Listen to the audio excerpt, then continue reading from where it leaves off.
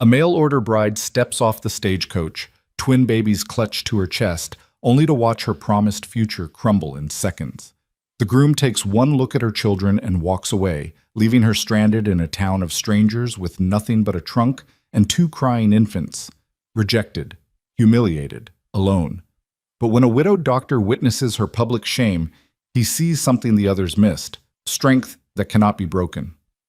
This is the story of how rejection became salvation, and how an unwanted woman built a family from the ashes of abandonment. Stay until the end, hit that like button, and comment what city you're watching from so I can see how far this story travels. The stagecoach lurched to a stop with a groan of wood and iron, sending up a cloud of dust that hung in the frigid March air like a veil between worlds. Clara Hayes sat rigid on the worn bench, her arms aching from hours of holding her babies close, protecting them from every bump and jolt across 200 miles of unforgiving terrain. 6-month-old James slept against her left shoulder, his tiny fist clutching the fabric of her traveling cloak. His sister Emma stirred restlessly on her right, making the soft whimpering sounds that meant she'd wake hungry and unhappy within minutes. Claire's hands trembled as she smoothed Emma's dark hair, the same deep brown as the husband she'd buried 4 months ago. Thomas.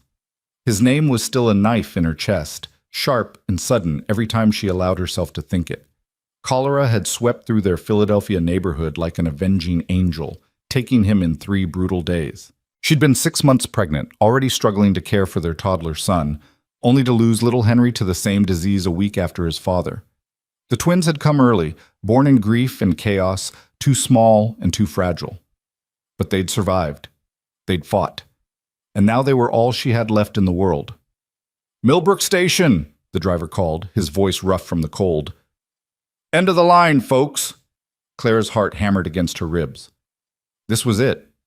The moment she'd been preparing for, planning for, dreading and hoping for in equal measure. Somewhere beyond that dust cloud, beyond the rough wooden buildings she could glimpse through the coach window, was Edmund Crowley, the man who'd answered her carefully worded advertisement, the man who'd exchanged 6 letters with her over the past 2 months, the man who'd sent money for her passage west and promised her a home, security, and a fresh start. The man who had no idea she was bringing 2 babies. Clara's stomach twisted. She'd tried to tell him. Lord knows she'd tried. She'd written the letter 4 times, each version carefully explaining about the twins, about her circumstances, about her desperate need for honesty before she made this impossible journey. But each time, her hand had frozen before she could seal the envelope. What if he said no? What if he withdrew his offer? Where would she go? Her sister's husband had made it clear there was no room for Clara and 2 infants in their already crowded Boston home. The boarding house where she'd been staying had given her until the end of February to pay 3 months of back rent or leave. She'd had no choice. She'd taken the coward's way out, telling herself that Edmund seemed kind in his letters, that he'd understand once he met her, that everything would work out somehow. Now, as the other passengers began gathering their belongings and climbing down from the coach, Clara felt the full weight of her deception settling over her like a shroud. "Ma'am?" The driver appeared at the coach door, his weathered face creasing with concern when he saw her still sitting there, frozen. "This is your stop, ain't it? Got someone meeting you?" "Yes," Clara managed, her voice barely a whisper. "Yes, I'm expected." "Need help with your trunk?" "Please." She shifted Emma to join her brother in her left arm, wincing at the immediate strain in her shoulder, and accepted the driver's hand with her right. Her legs felt like water as she stepped down onto the dusty street, her simple gray traveling dress already showing the stains and wrinkles of the long journey. She'd done her best this morning to look presentable, pinning her blonde hair into a neat bun, washing her face and hands at the last way station. But she knew she must look exhausted, haggard, nothing like the respectable young widow she'd described in her letters. The twins began to fuss in earnest now, both of them stirring toward wakefulness. Clara bounced them gently, making the soft, shushing sounds that sometimes soothed them, but her attention was already fixed on the cluster of people gathered near the general store across the street. A man stood at the center of the group, tall and broad-shouldered in a fine wool coat that marked him as a person of means in this rough frontier town. His dark hair was carefully pomaded, his beard trimmed close. Even from this distance, Clara could see the tension in his posture, the way his eyes scanned each passenger who disembarked. Edmund Crowley. It had to be him. For one wild moment, Clara considered climbing back into the stagecoach, begging the driver to take her anywhere else.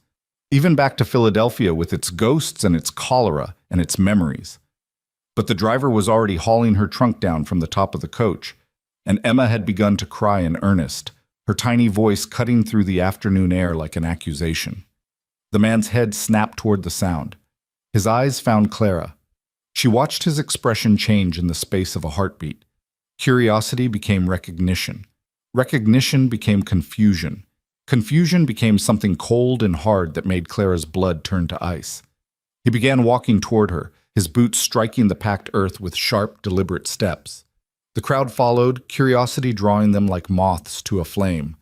Clara could feel their stares, could hear the whispers already beginning. "Miss Hayes?" Edmund Crowley stopped 3 feet away, close enough that she could see the anger building in his dark eyes, far enough to make it clear he had no intention of closing the distance. "Clara Hayes from Philadelphia?" "Yes." She lifted her chin, forcing herself to meet his gaze even as Emma's cries intensified and James began to stir. "Mr. Crowley, What is this?" His voice was sharp, each word precisely clipped. He gestured at the babies, not quite pointing, but the motion full of accusation nonetheless. "What are those?" Heat flooded Clara's cheeks. "These are my children, my son James and my daughter Emma. They're your children." He said it like the words tasted foul. "You have children, 2 of them. I tried to tell you in my letters. I wanted to explain." "Explain?" Edmund's voice rose, and the whispers around them grew louder. "Explain how you thought you could deceive me? Trap me into taking on another man's bastards? They're not bastards." Clara's own voice cracked like a whip, surprising her with its strength. "I was married. My husband died. I'm a widow, just as I told you in my very first letter. A widow with convenient additions you somehow forgot to mention." Edmund turned to address the crowd, playing to them like an actor on a stage.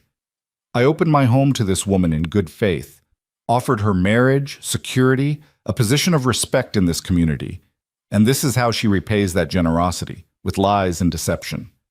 An older woman near the front of the crowd clucked her tongue disapprovingly. A younger man laughed, the sound cruel and mocking.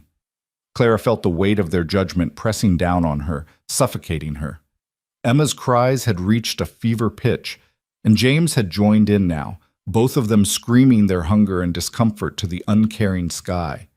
"Please," Clara said, hating the pleading note in her voice but unable to stop it. "Just let me explain. I know I should have told you sooner, but I was desperate. I had nowhere else to go, no way to feed them, no—" "So you thought you'd make your problems mine?" Edmund's lip curled. "Did you truly believe I'd be so foolish? So desperate for a wife that I'd take on a woman with 2 squalling brats and a history of poor judgment?" The words hit like physical blows.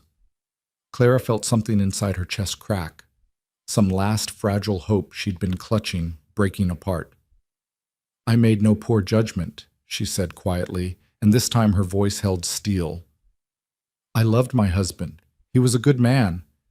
We built a good life together until the sickness took him. That's not poor judgment, Mr. Crowley. That's grief." For a moment, something flickered in Edmund's eyes. Not quite shame, but perhaps a recognition that he'd gone too far. But then his jaw hardened, and whatever momentary weakness he'd shown vanished. "I don't care about your sad story, Miss Hayes. Half the women in the territories are widows with hard-luck tales. What I care about is that you lied to me, deliberately, knowingly." "I didn't lie. Omission is the same as deception." He turned his back on her, addressing the crowd again. "I want everyone here to witness that I'm refusing this arrangement. Miss Hayes came here under false pretenses, and I'm exercising my right to reject this contract. I owe her nothing." The finality in his voice was absolute. Clara stood there, her babies screaming in her arms, her trunk sitting in the dust at her feet, and watched Edmund Crowley walk away. Watched him climb into a fine buggy. Watched him drive off without a backward glance, leaving her alone in the center of a circle of strangers who looked at her with varying degrees of pity, contempt, and cruel amusement. The stagecoach driver shifted uncomfortably beside her trunk. Ma'am, is there somewhere else I can take you? Someone else you can... He trailed off, clearly already knowing the answer. There was no one. Claire had spent her last dollar on the stagecoach ticket. She had no family here, no friends, no prospects. She'd gambled everything on Edmund Crowley's letters, on his promises, on the hope that the frontier was big enough and rough enough that a widow with 2 babies might still find a place. She'd been wrong. The crowd began to disperse, their entertainment over. A few women whispered to each other as they passed, loud enough for Clara to hear fragments. Shameful. Tricked him. Those poor babies. Clara closed her eyes, willing herself not to cry. Not here, not in front of these people. The twins needed her to be strong. She could fall apart later when she was alone. Wherever alone would be. Miss Hayes? The voice was different from the others. Softer, gentler, with a warm Irish lilt that reminded Clara achingly of her grandmother. She opened her eyes to find a woman of perhaps 50 years standing before her, round-faced and kind-eyed, wearing a sensible brown dress and a thick wool shawl. I'm Margaret Doyle, the woman said. I run the boarding house just down the street. She nodded toward a 2-story building with peeling white paint and a sign that read Doyle House in fading letters. Why don't you come with me, dear? Get those babies out of this cold and into someplace warm. Claire's throat tightened. I don't have money for... We'll sort that out later. Margaret reached out and gently touched Emma's back, and the baby's cries softened slightly at the warmth of another human touch. Right now, these little ones need feeding and you need sitting down before you fall down. Come on then. She gestured to a young man hovering nearby, her son, by the resemblance. Patrick grabbed the lady's trunk. The boy, barely 20, with his mother's kind eyes and a shock of red hair, hurried forward and hefted Clara's trunk onto his shoulder as though it weighed nothing. Margaret took Clara's elbow, supporting her with surprising strength, and guided her across the street. Clara went numbly, too exhausted and shocked to protest. The babies had settled into miserable whimpering now, their cries diminishing to hitching sobs. She could feel their hunger, their need, their dependence on her pulling at her like chains. She had to feed them, had to care for them, had to find some way forward, even though every path seemed blocked. The boarding house was shabby but clean, with worn floorboards and faded wallpaper, but an air of genuine warmth that was worth more than any elegant decoration. Margaret led her through a small parlor where 3 men sat playing cards, and into a kitchen dominated by a massive iron stove that radiated blessed heat. Sit. Margaret pointed to a chair at the scrubbed wooden table. Let me see those babies. Clara sank into the chair gratefully, her arms trembling with exhaustion. Margaret took James first, settling him into the crook of her arm with the practiced ease of someone who'd raised children of her own, then took Emma with equal efficiency. The twins stared up at her with wide, uncertain eyes, but they'd stopped crying, lulled by the warmth and the calm confidence in Margaret's handling. Patrick, fetch some milk from the cold box and warm it. Not too hot, mind. Margaret examined the babies with a critical but gentle eye. How old? 6 months. Claire's voice came out hoarse. They came early, after my husband died. Margaret nodded, asking no questions, passing no judgment. They look healthy enough, just hungry and tired from the journey. You been feeding them yourself or with bottles? Myself, mostly, but I've been drying up. The admission was humiliating, but Clara was too tired to care about pride anymore. The stress, the worry... I've been trying to supplement with milk and bread mash, but it's been hard. Well, we'll get some proper food into them, and into you too. Margaret shifted the babies as Patrick brought over a small pot of warmed milk. You know how to use a sugar tit? Clara shook her head, and Margaret demonstrated, soaking a piece of clean cloth in the warm milk, twisting it into a small knob, and offering it to Emma. The baby latched on immediately, sucking hungrily. Patrick brought another cloth, and soon both twins were occupied with their makeshift bottles, the kitchen filled with the sound of their eager feeding.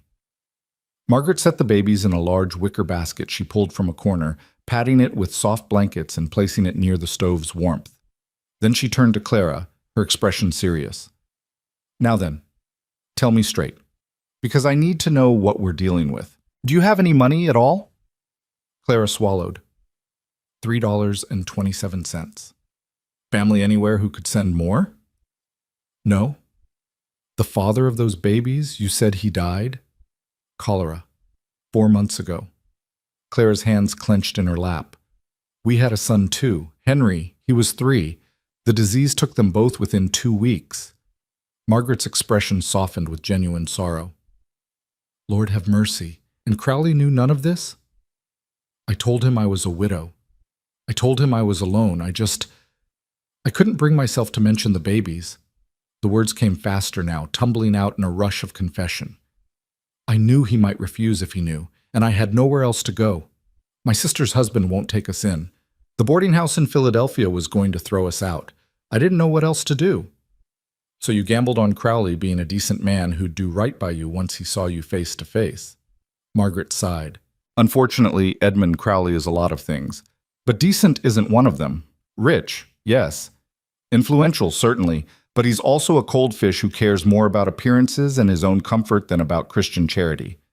The bitterness in her voice suggested history, but Clara didn't have the energy to ask about it. What do I do now? The question came out as barely a whisper. I have $3. 2 babies who need constant care. No husband, no home, no prospects. I can't even afford to go back to Philadelphia, even if there was anything to go back to. Margaret was quiet for a long moment, studying Clara with eyes that seemed to see straight through to her bones. Finally, she spoke. You can stay here tonight. Tomorrow we'll figure something out. I can't pay you. I didn't ask you to. Margaret moved to the stove, ladling soup from a large pot into a bowl. Eat this. Then you can take the babies up to the room at the end of the hall on the 2nd floor. It's small, but it has a bed and a chair and a window that closes tight. You look like you haven't slept properly in weeks. I haven't. Clara accepted the bowl with shaking hands, the savory smell of beef and vegetables making her stomach clench with sudden, desperate hunger. Mrs. Doyle, I don't know how to thank you. Don't thank me yet. We've got a whole lot of trouble to sort through before you're out of the woods. Margaret settled into the chair opposite, folding her work-worn hands on the table. But I'll tell you something, girl. I've been in this town for 23 years. I've seen women come and go, seen marriages made and broken, seen the whole cycle of frontier life play out 100 times. And I've learned that sometimes the worst thing that can happen to you turns out to be the best thing that could have happened. Clara looked up from her soup, tears finally spilling down her cheeks. How is this the best thing? Because Edmund Crowley would have made you miserable. Margaret's voice was firm, certain. He would have taken those babies and made them feel like unwanted burdens every day of their lives. He would have held his generosity over your head like a sword, reminding you constantly of how much he'd sacrificed to take you in. You'd have been a servant in your own home, Clara Hayes, and those children would have grown up knowing they were resented. The words rang with the truth of experience. Clara wiped at her eyes with the back of her hand. But at least we'd have had a roof over our heads. At least we'd have been safe. Safety that costs your soul is no safety at all. Margaret leaned forward. You listen to me. You're young yet. Only what? 25? 26? 24. 24, and you've already survived more than most women face in a lifetime. You buried a husband and a child. You brought 2 babies into this world alone. You crossed half a country with nothing but hope and courage. That kind of strength doesn't just disappear because some pompous fool can't see what's standing right in front of him. Clara wanted to believe her, wanted to feel that strength Margaret spoke of, but all she felt was tired, bone-deep, and soul-weary, exhausted in ways that sleep couldn't fix. I don't feel strong. Strength isn't about how you feel, dear. It's about what you do even when you feel like giving up. Margaret rose and began moving around the kitchen, banking the fire, covering the remaining soup. Finish eating, then take those babies upstairs and get some rest. Tomorrow is soon enough to worry about tomorrow. Clara ate mechanically, barely tasting the food but feeling its warmth spread through her. In their basket, the twins had fallen asleep, their tiny faces peaceful now that their bellies were full. They looked so much like Thomas, Emma with his dark hair and delicate features, James with his serious expression and long fingers. Looking at them hurt and healed in equal measure. When she'd finished the soup and a thick slice of bread Margaret insisted she eat, Clara carefully lifted the basket and followed the older woman upstairs. The room was indeed small, barely large enough for the narrow bed, a simple chair, and a washstand. But it was clean, and it was warm, and most importantly, it was private. A place where she could finally let herself fall apart without an audience. Margaret helped her settle the babies in their basket next to the bed, showed her where the extra blankets were stored, and pointed out the chamber pot tucked discreetly under the washstand. There's a necessary outback, but you won't want to be going out in the cold at night with these two to watch. Water in the pitcher is fresh. If you need anything, I'm in the room at the other end of the hall. Mrs. Doyle? Clara's voice caught. Why are you helping me? You don't know me. You don't owe me anything. The older woman paused in the doorway, her hand on the frame. I had a daughter once, she said quietly. She'd be about your age now, if she'd lived. Died of fever when she was 12, and I wasn't there because I was working at some rich woman's house, trying to earn enough to put food on our table. She looked at Clara with eyes that held old grief but no bitterness. I couldn't help her, but I can help you. That's reason enough. She left, closing the door softly behind her. Clara stood in the center of the small room, listening to the twins' soft breathing, feeling the walls of her carefully maintained composure finally crumbling. She made it to the chair before her legs gave out, sinking into it as the sobs came, harsh, tearing sounds that felt like they were being ripped from somewhere deep inside her. She cried for Thomas, gone before his time. For little Henry, who'd never grow up to be the man his father would have been so proud of. For the life she'd lost and the future she'd gambled away on a stranger's promises. For the humiliation of this afternoon, the cruelty in Edmund Crowley's eyes, the whispers of the townspeople. For the impossible weight of responsibility she carried, the constant terror that she wouldn't be enough, wouldn't be able to keep her babies alive and safe and fed. But eventually, the tears slowed. The sobs became hiccups, then simply ragged breathing.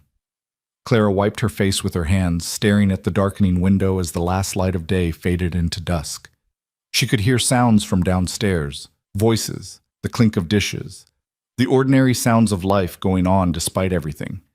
Despite everything, she was still here, still breathing, still capable of standing up, of washing her face in the cold water from the pitcher, of checking on her sleeping babies, of pulling off her traveling dress and collapsing into the narrow bed in her chemise. As she lay there in the gathering darkness, Clara made herself a promise. Whatever came tomorrow, whatever struggles and humiliations and hardships awaited, she would face them. Not because she felt strong, but because Margaret Doyle was right. Strength wasn't about how you felt. It was about what you did even when you wanted to give up. And Clara Hayes had two small, perfect reasons never to give up. Two babies who depended on her, who needed her, who deserved more than a mother who crumbled at the first sign of trouble. Edmund Crowley had rejected her. The town had judged her. The future she'd planned had disappeared like smoke. But Clara was still here, still fighting, and somehow, some way she would find a path forward. She had to. Because the alternative was unthinkable. The next morning came too soon, announced by Emma's hungry cries and the pale gray light seeping through the thin curtains. Clara dragged herself from sleep, every muscle aching from the journey and the stress of the previous day. She fed the babies as best she could, changed their diapers with the last of her clean cloths, and dressed herself in her only other dress, a plain brown wool that was worn at the cuffs but at least clean. When she made her way downstairs, still carrying both babies, she found Margaret in the kitchen already, making breakfast for the boarders.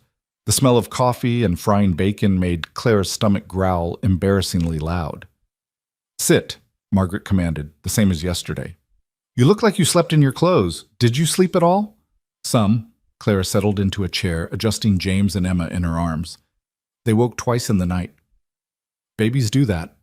Margaret poured coffee into a thick ceramic mug and set it in front of Clara. "Drink. You'll need the fortification." "For what?" "For facing the day." Margaret cracked eggs into a pan with brisk efficiency. "Word will have spread by now about yesterday. The whole town will know Edmund Crowley refused you. Some will sympathize, some will judge. Most will just be glad for the gossip. You need to be prepared for stares and whispers." Clara's hands tightened on the coffee mug. I don't know if I can face that. You can, because the alternative is hiding in that room upstairs until your money runs out, and that helps nobody. Margaret slid scrambled eggs and bacon onto a plate and brought it to the table. Eat. Then we're going to talk about what comes next. What came next, it turned out, was a brutally honest assessment of Clara's situation. Margaret laid it out while Clara ate, her voice matter of fact but not unkind. You need work. Not just any work. Something that pays enough to feed you and those babies and put a roof over your heads. This is a small town, Clara. Opportunities for respectable employment for women are limited. You could try for a position as a domestic servant, but most families here can't afford help, and those that can will hesitate to hire a woman with 2 infants in tow. What about taking in laundry or sewing? Possible, but the pay is terrible and the work is backbreaking, and you'd still need childcare while you worked. Margaret poured herself coffee and sat across from Clara. I've been thinking about this half the night, and I keep coming back to one possibility.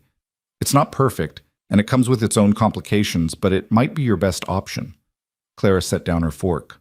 What is it? Dr. Lucas Bennett, the town physician, has been looking for help. His wife died 18 months ago, and he's been trying to manage his practice and his household alone ever since. He needs someone who can keep his office organized, prepare medications, clean and sterilize instruments, maybe help with minor procedures. It's respectable work, it pays decently, and he has a room above his office that's been sitting empty. He might be willing to include housing as part of the arrangement. Hope fluttered in Clara's chest, fragile as a moth. Do you think he'd consider me? I think it's worth asking. Margaret's expression grew thoughtful. Lucas Bennett is a good man, fair, honest, dedicated to his work. He's been grieving hard for his wife, but he's not the type to wallow. If you can convince him you're capable and willing to learn, he might give you a chance. But the babies, you'd have to be honest about them from the start. No more omissions, Clara. No more desperate gambles. If he says no, at least you'll know you tried. Margaret reached across the table and squeezed Clara's hand. And if he says yes, you might just have found yourself a future worth fighting for. The doctor's office sat on the corner of Main Street and Church, a modest single-story building with a painted sign that read Lucas Bennett, M.D., in simple black letters. Clara stood outside for a full minute, gathering her courage, before she finally shifted the twins in her arms and pushed open the door. A small bell chimed, announcing her entrance. The front room was clearly a waiting area, with several chairs lined against the walls and a desk positioned near a closed interior door. Medical certificates hung on the walls alongside anatomical diagrams that Clara quickly looked away from. The space was clean but cluttered, papers stacked haphazardly on the desk, books piled on chairs, the general air of a place maintained by someone too busy to properly organize it. The interior door opened and a man emerged, wiping his hands on a towel. He was younger than Clara had expected, perhaps 35, with dark brown hair that needed cutting and intelligent gray eyes behind wire-rimmed spectacles. He wore shirt sleeves and a vest, his collar unbuttoned, the casual appearance of someone who'd been working hard and hadn't bothered with formalities. He stopped when he saw Clara, his eyes going immediately to the babies in her arms. For one terrible moment, Clara braced herself for another rejection, another look of cold dismissal. But Dr. Bennett's expression held only polite curiosity. Good morning. Are you here with a medical concern? Are the children ill? No, Clara said quickly. No, they're healthy. Mrs. Doyle sent me. She said you might need help with your practice? Understanding dawned in his eyes, followed by something that might have been resignation. You're the woman from yesterday, the one Edmund Crowley rejected at the stagecoach. Clara's cheeks burned, but she held her ground. Yes, my name is Clara Hayes. Lucas Bennett. He gestured to one of the few clear chairs. Please sit. You look like you're about to drop those babies. She sank gratefully into the chair, and Dr. Bennett pulled another over, clearing it of books before sitting down himself. He studied her for a moment, his gaze clinical but not unkind. Margaret told you I needed help? She said you've been managing alone since your wife passed. I'm sorry for your loss. A shadow crossed his face, but he nodded acknowledgement. Thank you. And yes, I have been struggling to keep up with everything. The medical practice alone is demanding, and maintaining the office and living quarters on top of that. He trailed off, then seemed to refocus. But I'm not sure what Margaret thought I could offer you, Mrs. Hayes. This isn't a position for someone with dependents. There it was. The polite dismissal Clara had been expecting, but something in her refused to accept it, not without trying. May I ask what the position would entail? Dr. Bennett looked surprised by the question, but he answered, primarily organization and preparation, maintaining patient records, scheduling appointments, ensuring instruments are properly cleaned and sterilized, preparing medications and tinctures, restocking supplies. Eventually, if you proved capable, you might assist with minor procedures, holding retractors during suturing, applying bandages, that sort of thing. I can do all of that, Clara said firmly. Can you? His tone wasn't mocking, just genuinely curious. Do you have any medical training? No formal training, but I nursed my husband and son through their final illness. I know how to follow instructions precisely, how to keep things clean, how to stay calm in difficult situations. She met his eyes directly. I'm not afraid of hard work, Dr. Bennett, and I'm not afraid of blood or sickness or death. I've seen all three up close. Something shifted in his expression, a flicker of respect perhaps. Those are valuable qualities, but Mrs. Hayes, I need someone who can work long hours, sometimes unpredictable hours. Medical emergencies don't respect schedules. How would you manage that with 2 infants to care for? It was a fair question. Claire had been asking herself the same thing all morning. You mentioned living quarters above the office? Yes, a small apartment, 2 rooms, and a kitchen. If that were part of the arrangement, if I lived here, I could bring the babies with me. Keep them nearby while I worked. They're generally quiet during the day, and at 6 months they sleep more than they're awake. I could set up a safe space for them where I could see them while I handled the clerical work. She was speaking quickly now, the plan forming even as she articulated it.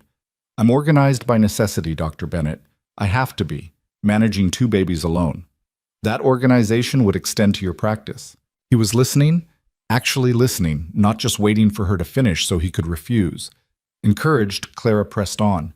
Mrs. Doyle spoke highly of you. She said you were fair and honest. I'm asking you to give me a chance to prove myself. A trial period, 2 weeks. If I can't manage the work and the babies, if I prove to be more hindrance than help, I'll leave without complaint. Dr. Bennett was quiet for a long moment, his fingers steepled under his chin.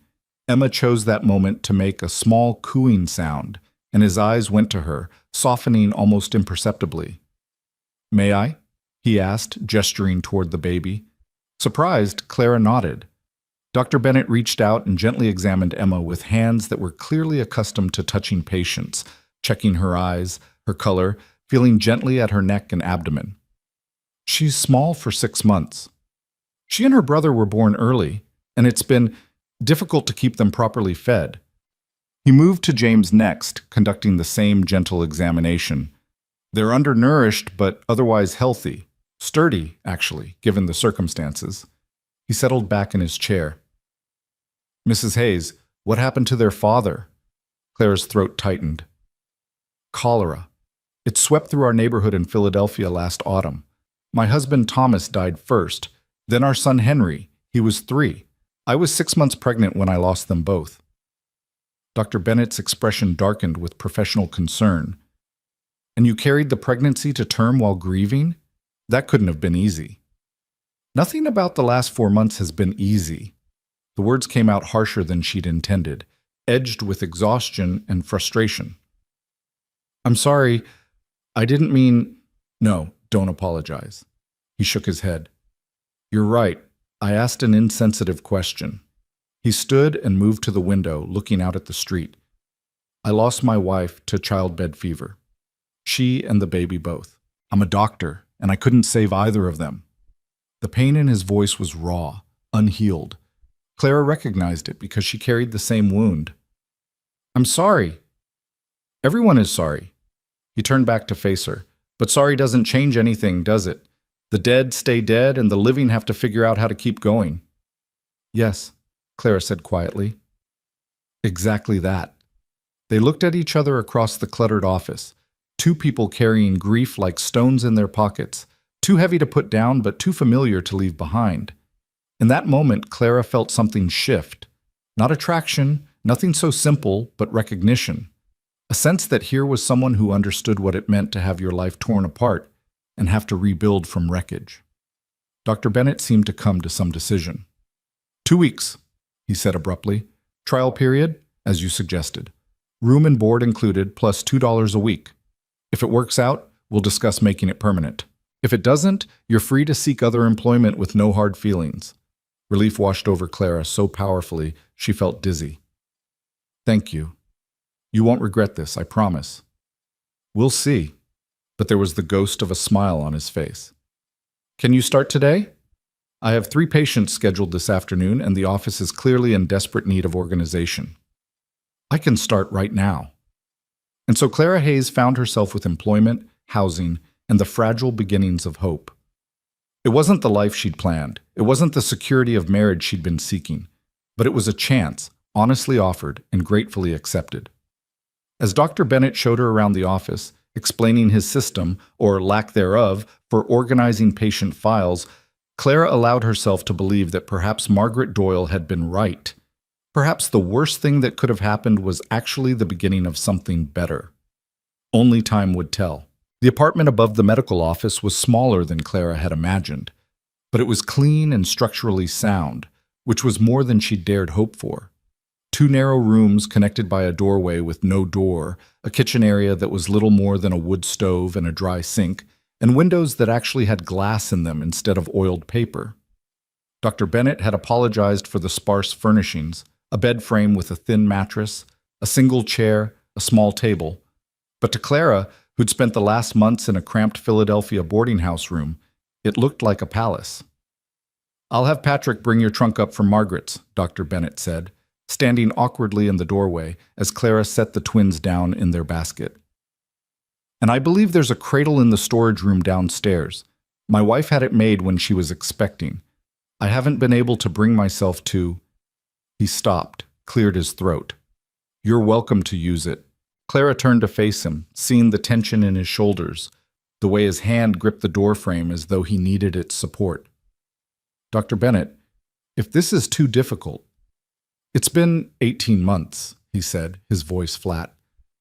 At some point, useful items should be used, not left to gather dust because I'm afraid of memories. He managed a tight smile that didn't reach his eyes. The cradle is sturdy, better than a basket on the floor. I'll bring it up this evening. He left before Clara could thank him, his footsteps heavy on the stairs. She stood in the center of her new home, such as it was, and felt the weight of other people's grief pressing against her own.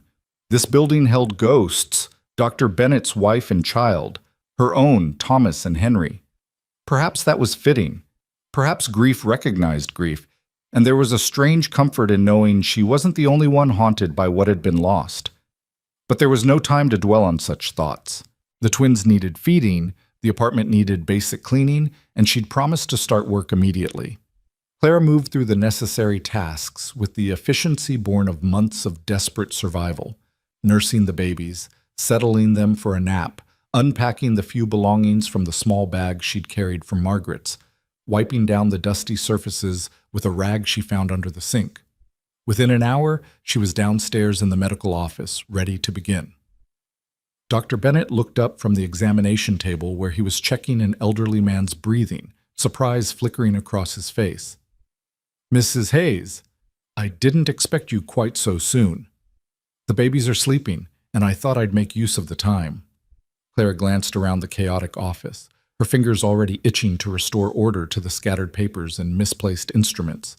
Where would you like me to start?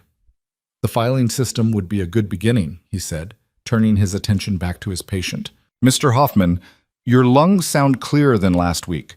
Continue with the steam treatments twice daily. The old man nodded, wheezing slightly as he buttoned his shirt. Thank you, doctor. I'm breathing easier already.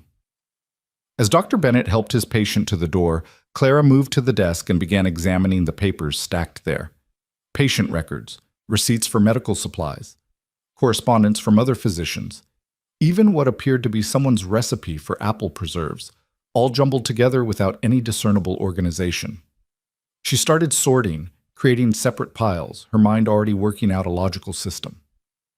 I used to keep everything alphabetized, Dr. Bennett said, returning to stand beside her. But after Catherine died, things rather fell apart. There never seemed to be enough hours in the day.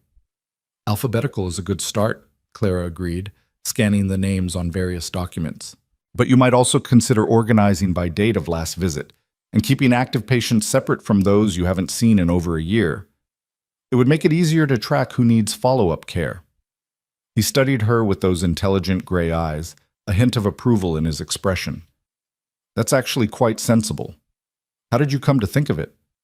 My husband was a bookkeeper, Clara said, her hands never pausing in their sorting. He used to complain about poorly organized ledgers. I picked up a few principles from listening to him. The mention of Thomas sent the familiar ache through her chest, but it was duller now, more manageable. Grief was learning to live with absence. The afternoon passed in a blur of activity. Clara organized files while Dr. Bennett saw patients, a young mother with a colicky baby, a ranch hand with a gashed hand that needed stitching, a woman suffering from persistent headaches. Between appointments, Clara asked questions, learning the layout of the office, the location of supplies, the names of commonly prescribed medications.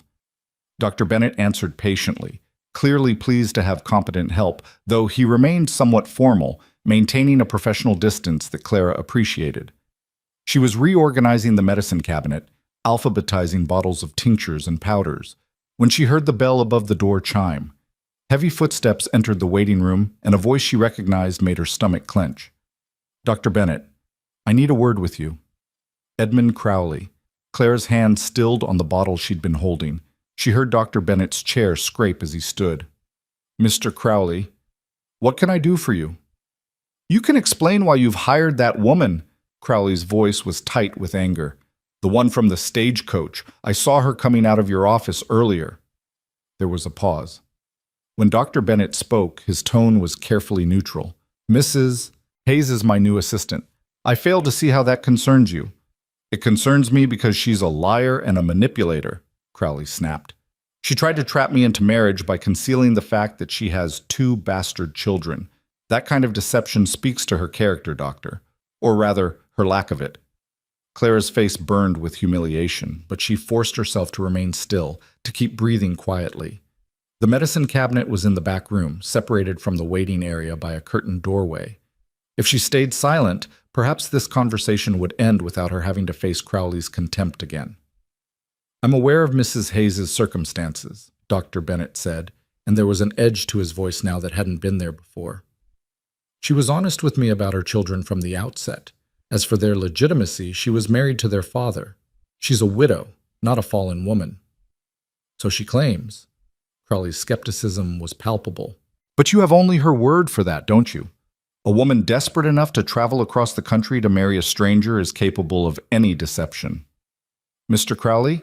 Dr. Bennett's voice had gone cold. I'll thank you not to slander my employee in her workplace.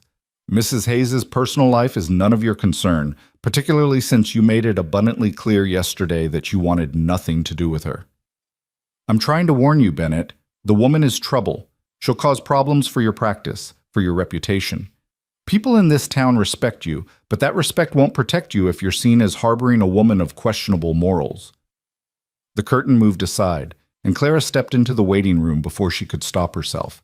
Both men turned to look at her, Crowley with satisfaction at having provoked a reaction, Dr. Bennett with something that might have been concern. Mr. Crowley, Clara said, proud that her voice emerged steady despite the trembling in her hands. I understand that you're angry with me. I should have been honest with you from the beginning about my children. That was wrong of me, and I apologize. Crowley's expression suggested he hadn't expected an apology, but he recovered quickly. Your apology doesn't change the facts. No, it doesn't. Clara lifted her chin. The facts are that I'm a widow with 2 children who needs to work to support them. Dr. Bennett has given me an opportunity to do that honestly and respectably. I intend to prove myself worthy of his trust. What you think of me personally is your own affair, but I'd ask that you not interfere with my employment. Your employment is a mistake, Crowley said flatly, and I'm not the only one who'll think so. You'll see. He turned and walked out, letting the door slam behind him. The bell's cheerful jingle seemed obscene in the tense silence that followed. Dr. Bennett moved to the window, watching Crowley's retreating form. I apologize for that, he said quietly. Edmund Crowley is not a pleasant man at the best of times, but his behavior toward you has been unconscionable. He's not entirely wrong, though. Claire's throat felt tight. I did deceive him, and my presence here might cause problems for you. Let me be very clear about something, Mrs. Hayes. Dr. Bennett turned to face her, his expression serious. I hired you because I needed help, and you were capable. Your past, your children, the circumstances that brought you here. None of that changes whether you can organize files and sterilize instruments. If Edmund Crowley, or anyone else in this town, wants to make an issue of it, that's their problem, not yours. The unexpected support made Clara's eyes sting with tears she refused to shed. Thank you. Don't thank me yet. Crowley's right about one thing. There will be talk. Small towns thrive on gossip, and your arrival provided excellent material. He returned to his desk, gathering papers with brisk movements. But talk is just talk. It can't actually harm you unless you let it. Clara wasn't sure she believed that, but she appreciated the sentiment. She went back to organizing the medicine cabinet, listening to the familiar sounds of the twins stirring upstairs, their small cries signaling the end of nap time and the need for feeding. I should see to the babies. Of course. We're done for the day anyway. I don't have any more scheduled appointments until tomorrow morning. Dr. Bennett pulled out his watch, checking the time. It's nearly 6. I'll bring that cradle up before I head home. You don't live here? Clara had assumed the apartment had been his before his wife's death. I have a small house 3 streets over. Catherine and I lived there together. I kept the apartment above the office for nights when I had to stay close to a critical patient or when the weather was too severe to walk home. His expression shuddered. After she died, I couldn't bear to be in our house alone, so I stayed here for several months. But Margaret convinced me that hiding wasn't the same as healing, so I went back. Clara understood the impulse to flee from memories that hurt too much to face. Is it easier now, being there? No, he said honestly, but I'm told that eventually it will be. I'm choosing to believe that's true. There was nothing Clara could say to that, so she simply nodded and went upstairs to her waiting children, leaving Dr. Bennett alone with his ghosts. True to his word, Dr. Bennett brought the cradle up an hour later, hauling the beautiful handcrafted piece of furniture up the narrow stairs with Patrick's help. It was made of rich, dark wood with smooth rockers and posts carved with delicate flowers.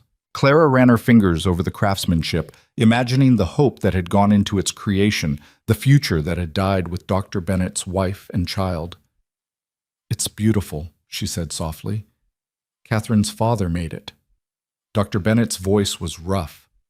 He was a carpenter in Boston, sent it out on the train as a gift when he learned she was expecting.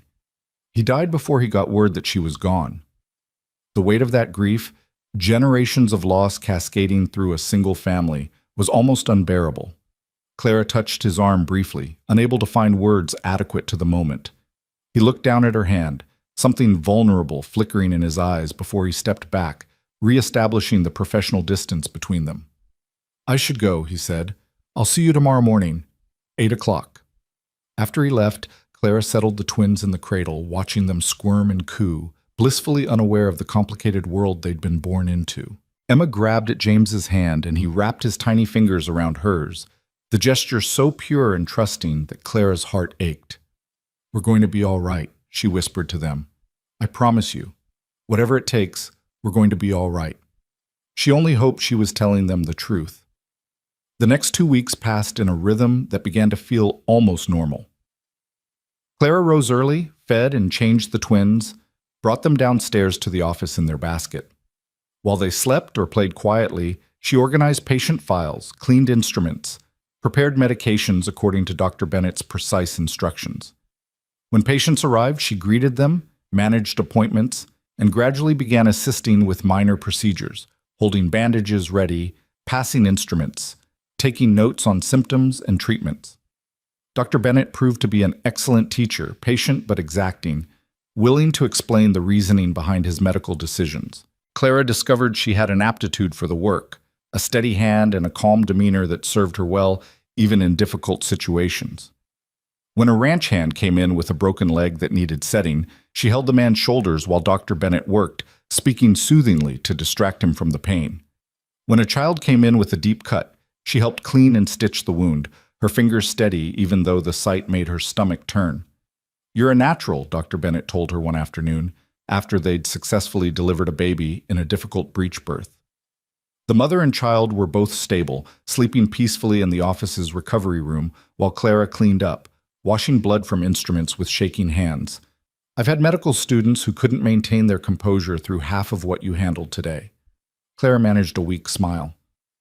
"I'm not sure composure is the right word. I thought I might faint twice." "But you didn't. That's what matters." He was cleaning his hands at the sink, his shirt sleeves rolled up, exhaustion evident in the set of his shoulders. It had been a 14-hour day, starting with a pre-dawn emergency and ending with the difficult delivery. "You stayed focused, followed instructions perfectly, and quite possibly saved that baby's life with your quick thinking when the cord was wrapped." The praise warmed her more than it probably should have. Clara had spent months feeling useless, a burden, incapable of anything beyond basic survival. To be told she was actually good at something, that her work mattered, felt like water after a long drought. But her success at the medical practice came with a price. True to Crowley's prediction, there was talk in the town. Clara felt it every time she stepped outside the office. The stares that followed her down the street, the whispered conversations that stopped when she approached, the pointed way some women pulled their children aside as she passed. Margaret reported this gossip with a mixture of amusement and indignation when Clara visited the boarding house on her first day off. "They're saying you're after Dr. Bennett, trying to trap him into marriage the way you supposedly tried with Crowley. Never mind that you're working yourself to the bone caring for patients and managing that man's disaster of an office. Never mind that Lucas Bennett looks better than he has in months, actually eating properly now that someone's making sure he takes breaks. No, according to the town busybodies, you're a scheming temptress with two convenient babies who are probably not even yours." Clara felt her face drain of color. "They think I'm not the twins' mother? Oh, some of them have elaborate theories. You're a fallen woman who bought someone else's babies to make yourself appear respectable. You're a criminal fleeing from back east. You're working some long confidence scheme." Margaret snorted derisively. "People will believe the most ridiculous nonsense if it makes them feel superior. What if they convince Dr. Bennett I'm not worth the trouble?" "Lucas Bennett doesn't give a damn what people think. Never has." Margaret poured tea with brisk movements. "But I won't lie to you, Clara. The talk is making things harder for him. Some of his wealthier patients have stopped coming, preferring to travel to the next town for medical care rather than be treated in an office where you work. And there's been grumbling at the town council meetings about moral standards and propriety." Guilt gnawed at Clara's stomach. "Maybe I should leave. Find work somewhere else before I ruin his practice completely." "And go where?" "Do what?" Margaret fixed her with a stern look. "You've got a good position, honest work, and a safe place for your babies. You think it'll be easier anywhere else? At least here you've got Lucas Bennett standing with you, and you've got me. Don't you dare give up because some small-minded fools can't see past their own prejudices." But the pressure continued to mount. A delegation of 3 women appeared at the office one afternoon, led by Mrs. Henrietta Walsh, the wife of the town's wealthiest merchant. Clara was sterilizing instruments when they swept in, their skirts rustling with self-importance. "We need to speak with Dr. Bennett," Mrs. Walsh announced. "It's a matter of some urgency." Clara set down the scalpel she'd been cleaning. "He's with a patient at the moment. I'd be happy to—" "We'll wait for the doctor," Mrs. Walsh interrupted. "Our business doesn't concern you, though in a sense it concerns nothing but you." The casual cruelty in her tone made Clara's hands clench. Before she could formulate a response, Dr. Bennett emerged from the examination room, ushering out an elderly farmer with a bandaged hand. "Ladies," he said, his tone polite but wary, "what can I do for you, Mrs. Cows?" Walsh drew herself up like a general preparing for battle. "Dr. Bennett, we've come as representatives of the Ladies' Moral Improvement Society to express our concerns about your recent hiring practices." "My hiring practices?" Dr. Bennett's expression went carefully blank. "You mean Mrs. Hayes?" "We mean the impropriety of a widowed man employing a woman of questionable background in such close quarters, yes." Mrs. Walsh gestured dramatically toward Clara. "Surely you can see how this appears to the community. An unmarried woman, living above your office, working intimately alongside you." Mrs. Hayes is my medical assistant, Dr. Bennett said, his voice sharp as a scalpel. She lives in the apartment because it came with the position. She works alongside me because that's what assistants do. I fail to see any impropriety in a professional arrangement. Professional. One of the other women, Mrs. Garrett, said the word like it tasted sour. Dr. Bennett, that woman arrived in town claiming to be a mail-order bride, only to be revealed as a deceiver with illegitimate children. Now she's installed in your home for all practical purposes, and you expect us to believe nothing untoward is occurring? Clara felt her face burn, but before she could defend herself, Dr. Bennett stepped forward, his anger now clearly visible. First, Mrs. Hayes's children are not illegitimate. She was married to their father, who died of cholera. Second, she lives in a separate apartment above my office, not in my home. Third, what occurs or doesn't occur between my employee and myself is none of your business. It becomes our business when it affects the moral fabric of our community, Mrs. Walsh insisted. We have children to think of, Dr. Bennett, standards to maintain. Standards, Dr. Bennett repeated flatly. Let me tell you about standards, ladies. Mrs. Hayes maintains the standard of showing up for work every day, even when her children are fussy and she's had no sleep. She maintains the standard of treating every patient with respect and competence, whether they're wealthy or poor. She maintained the standard of staying calm and capable through a breech birth that would have killed both mother and child without her assistance. Those are the standards I care about. Mrs. Garrett's eyes widened. You allowed this woman to participate in a delivery? Doctor, that's highly irregular. What's irregular is 3 women with no medical training whatsoever presuming to tell a physician how to run his practice. Dr. Bennett's voice had gone dangerously quiet. Now, if you'll excuse me, I have actual work to do, as does Mrs. Hayes. Good day, ladies. He held the door open, making it clear they were being dismissed. Mrs. Walsh's face flushed an ugly red.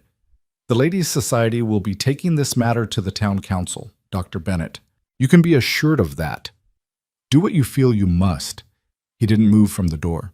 But know this, Mrs. Hayes's employment is not up for debate. Not by you, not by the council, not by anyone. Now please leave my office. They swept out in a rustle of indignation, and Dr. Bennett closed the door behind them with more force than necessary. He stood there for a moment, his hand on the doorknob, breathing hard. I'm sorry, Clara said quietly. I never meant to cause you this kind of trouble. He turned to face her, and she was surprised to see not anger in his expression, but something closer to shame. You're not the one causing trouble, Mrs. Hayes. They are. With their small minds and their vicious gossip and their determination to tear down anyone who doesn't fit their narrow definition of propriety. He moved to his desk, sitting heavily. Catherine used to say that the worst thing about small towns was how everyone felt entitled to police everyone else's business. I used to think she was being uncharitable. I was wrong. Clara twisted her hands together, weighing her next words carefully. Dr. Bennett, if my working here is going to damage your practice, your standing in the community, it won't. He looked up at her, his jaw set. Or rather, it might. But I don't care. I mean that literally, Mrs. Hayes. I don't care what Henrietta Walsh and her flock of harridans think. I don't care if the town council holds a formal debate on the subject. You're doing excellent work. You're learning quickly, and you're making my practice run more smoothly than it has in 2 years. That's what matters. But your patients, the patients who matter, the ones who actually need medical care rather than social approval, are still coming. Yes, I've lost some of the wealthier clients who can afford to be precious about propriety. But I've also treated more working families in the past 2 weeks than I did in the previous 2 months, because word has spread that there's a woman in the office who can help translate when my medical terminology confuses people, who has a gentle touch with children, who doesn't judge. He ran a hand through his hair, making it stand up in disarray. You're an asset, Mrs. Hayes. Don't let anyone convince you otherwise. The words settled over Clara like a blanket, warm and protective. She'd spent so long being made to feel like a burden, a problem to be solved, that she'd almost forgotten what it felt like to be valued. Thank you, she managed, for defending me, for believing in me. I'm not defending you out of charity, he said, meeting her eyes. I'm defending you because you've earned it. There's a difference. That night, lying in her narrow bed with the twins sleeping peacefully in their cradle, Clara allowed herself to acknowledge a truth she'd been avoiding. She was beginning to care for Lucas Bennett as more than just an employer. Not romantically, or at least she didn't think it was romance, though she was too exhausted and emotionally fragile to entirely trust her own judgment on the matter. But there was a growing respect, a deepening appreciation for his integrity and kindness, for the way he'd stood up for her without hesitation. It was dangerous, she knew, allowing herself to feel anything beyond professional gratitude. He was still grieving his wife. She was still raw from losing Thomas. And the town was already convinced they were engaged in something improper. The last thing either of them needed was actual complicated feelings to add to the mix. But feelings, Claire was learning, didn't much care about what was needed or appropriate. They simply existed, inconvenient and undeniable. The town council meeting happened 3 days later, and Dr. Bennett came back from it with a thunderous expression and nothing to say beyond, "It's handled." Clara didn't press for details, though Margaret filled her in the next day with barely suppressed glee. Lucas stood up in front of the entire council and told them in no uncertain terms that his hiring practices were his own business, Margaret reported. When Crowley demanded that he either dismiss you or marry you to preserve appearances, Lucas said, and I quote, "I'll marry whomever I choose when I choose, and Edmund Crowley's wounded pride isn't a factor in that decision." Clara's heart stuttered. He didn't. Oh, he absolutely did. You should have seen Crowley's face, purple as a plum. Margaret laughed. Then Mayor Carson, bless him, pointed out that there's no actual law against a widower employing a widow, and that perhaps the council's time would be better spent on matters like fixing the road to the railway station rather than policing Dr. Bennett's household arrangements. So it's over? The official matter is over. The gossip will continue, of course. But you've weathered the worst of it, I think. Margaret studied Clara's face. The question is, what happens now? Clara didn't have an answer. What did happen now? She'd survived the initial crisis, proven herself capable in her work, earned Dr. Bennett's respect and Margaret's friendship. The twins were thriving, finally gaining weight on a regular diet of milk and solid food. She had a roof over her head and money in her pocket for the first time in months. But she was also acutely aware of the precariousness of her position. She was an employee, nothing more. If Dr. Bennett decided tomorrow that the trouble she brought wasn't worth the help she provided, she'd be out on the street again. She had no legal claim to her job, no real security beyond his continued goodwill. The answer came not from her own planning, but from an unexpected crisis. On a cold Tuesday morning, Dr. Bennett didn't arrive at the office at his usual 8 o'clock. Clara waited, growing concerned as the minutes ticked past. They had 2 patients scheduled for the morning, both already waiting in the office. At 9 o'clock, with still no sign of the doctor, Clara made a decision. She bundled the twins into their basket, instructed the patients to wait, and hurried the 3 streets to Dr. Bennett's house. She'd never been there before, had deliberately avoided even walking past it to respect his privacy. But something was wrong. She could feel it. The house was a neat, modest structure, painted white with blue shutters, a small garden gone dormant for winter in front. Clara knocked on the door, her heart pounding. No answer. She knocked again, harder. "Dr. Bennett? It's Clara Hayes. Are you all right?" A groan from inside. Clara tried the doorknob and found it unlocked. She pushed the door open, calling out as she entered. "Dr. Bennett, I'm coming in." She found him in the bedroom, half-dressed and clearly ill, his face flushed with fever, his eyes glassy. "Mrs. Hayes," he mumbled. "I'm sorry. I tried to get up. Can't seem to. Everything's spinning." Clara set the twins' basket down and moved to his bedside, pressing her hand to his forehead. He was burning up. "How long have you been sick?" "Started feeling poorly last night. Thought it was just tiredness." He tried to sit up and fell back with a groan. "There are patients waiting." "The patients can wait. Right now, you need medical attention." The irony of the situation wasn't lost on Clara. The doctor who'd taken care of so many needed someone to take care of him. She went through his symptoms methodically, the way she'd watched him do with countless patients. Fever, chills, body aches, nausea, probably influenza.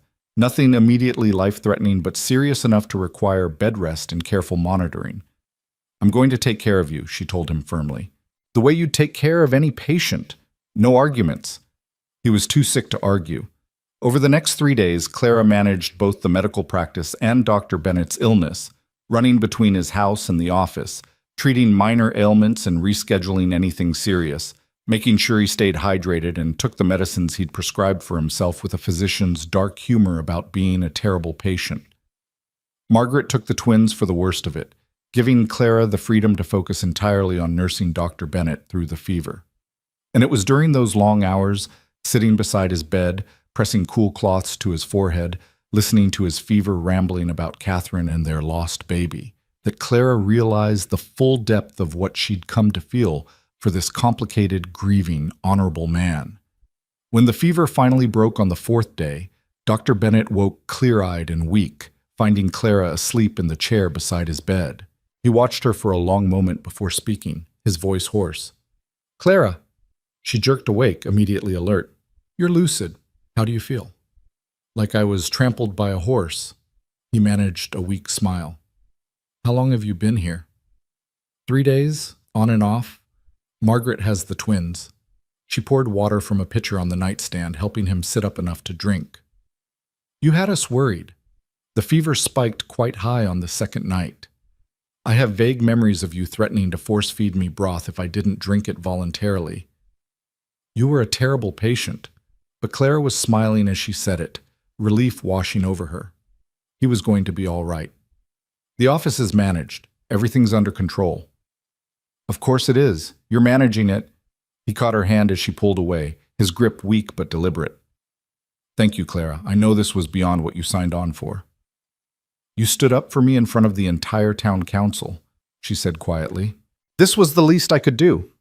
They stayed like that for a moment, hands clasped, something unspoken but powerful passing between them. Then Dr. Bennett released her hand, and the moment passed, though its echo lingered.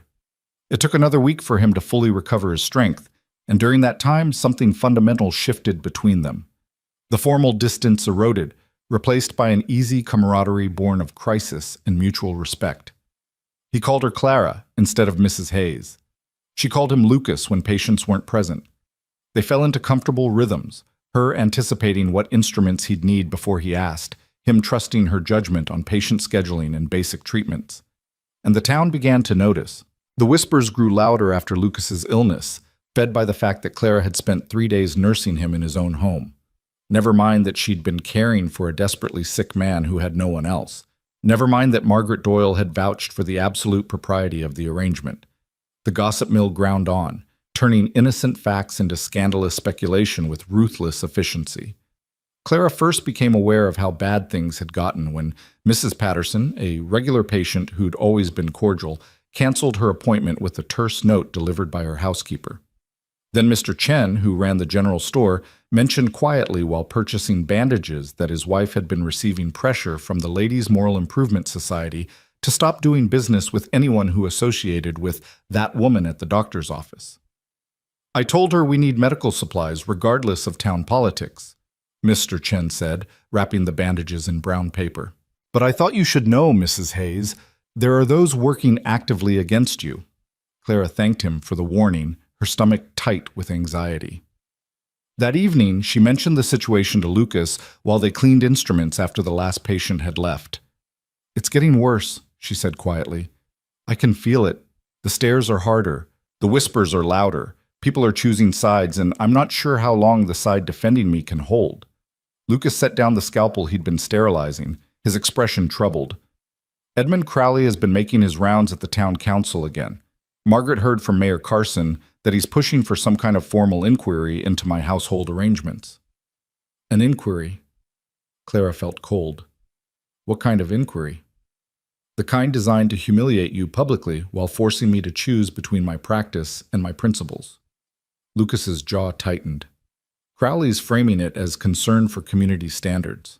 He's got Henrietta Walsh and her society behind him, plus several council members who owe him money or favors. "Then perhaps I should make the choice easier." Clara forced the words out past the tightness in her throat.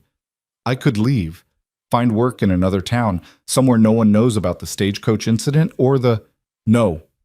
Lucas turned to face her fully, his gray eyes intense behind his spectacles. Absolutely not. You've done nothing wrong, Clara. Nothing except survive impossible circumstances with more grace and strength than most people could manage. I won't let Crowley and his cronies drive you away because they've decided you're a convenient target for their moral posturing. But your practice, my practice will be fine. The patients who matter are still coming. The ones who've stopped weren't coming for medical care anyway. They were coming for social validation. He ran a hand through his hair, frustration evident in every line of his body. I'm so damn tired of this town's hypocrisy. They'll ignore genuine suffering if the person suffering doesn't meet their standards of respectability. But they'll spend hours debating whether a widow working an honest job is somehow a threat to public morality. The passion in his voice stirred something in Clara's chest. Gratitude mixed with an emotion she wasn't quite ready to name. You've already sacrificed enough for me. I don't want you to sacrifice more. It's not sacrifice if I believe in what I'm fighting for. He held her gaze. And I believe in you, Clara. In your competence, your dedication, your right to build a life for yourself and your children without being persecuted for past circumstances beyond your control. Before Clara could respond, the office door burst open with enough force to make the bell clatter wildly. Edmund Crowley strode in, his face flushed with anger or exertion, followed by two men Clara recognized as town council members, Thomas Gardner and William Foster. Dr. Bennett, Crowley said without preamble, we need to speak with you, privately. Lucas's expression went carefully neutral.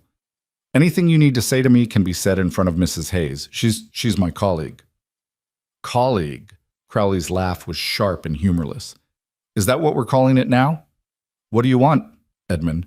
Lucas's voice held a warning edge. Gardner, a thin man with nervous hands, cleared his throat. Dr. Bennett, the council has received numerous complaints about the situation here, about Mrs. Hayes living above your office, working in close quarters with you, the appearance of impropriety. We've had this conversation, Lucas interrupted. I told you then that my hiring practices are my own concern. That hasn't changed. The situation has changed, Foster interjected. He was a broad man with a florid face, owner of the town's lumber mill. We now have testimony that you and Mrs. Hayes were seen alone together in your private residence for extended periods, that she was observed entering and leaving your home at all hours, that she was in fact residing there for several days. Clara's hands clenched. Dr. Bennett was gravely ill. I was providing medical care. You're not a physician, Mrs. Hayes, Crowley said coldly. You're an unmarried woman spending nights in a widower's bedroom. There's a word for that arrangement, and it's not medical care. Lucas moved so quickly that Crowley actually stepped back. Be very careful with your next words, Edmund. Very careful. Or what? Crowley recovered his bravado quickly. You'll assault me? In front of witnesses? That would certainly help your case. Gentlemen, please. Gardner held up his hands placatingly. We're not here to make accusations or threats.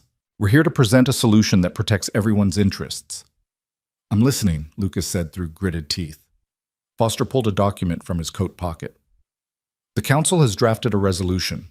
It stipulates that Mrs. Hayes can continue her employment at the medical practice, but she must relocate to different housing. Separate residence, proper distance from your home and office. The council will even provide a small stipend to help with rent, given her circumstances. Clara felt something inside her crack. It was, objectively, a reasonable solution. More than reasonable. It was generous in its way. But it also felt like defeat, like being forced to accept shame for something that deserved none. And if I refuse? Lucas asked quietly. Then the council will be forced to consider more serious measures, Crowley said, satisfaction evident in his voice. We have the authority to suspend your medical license pending an investigation into professional misconduct.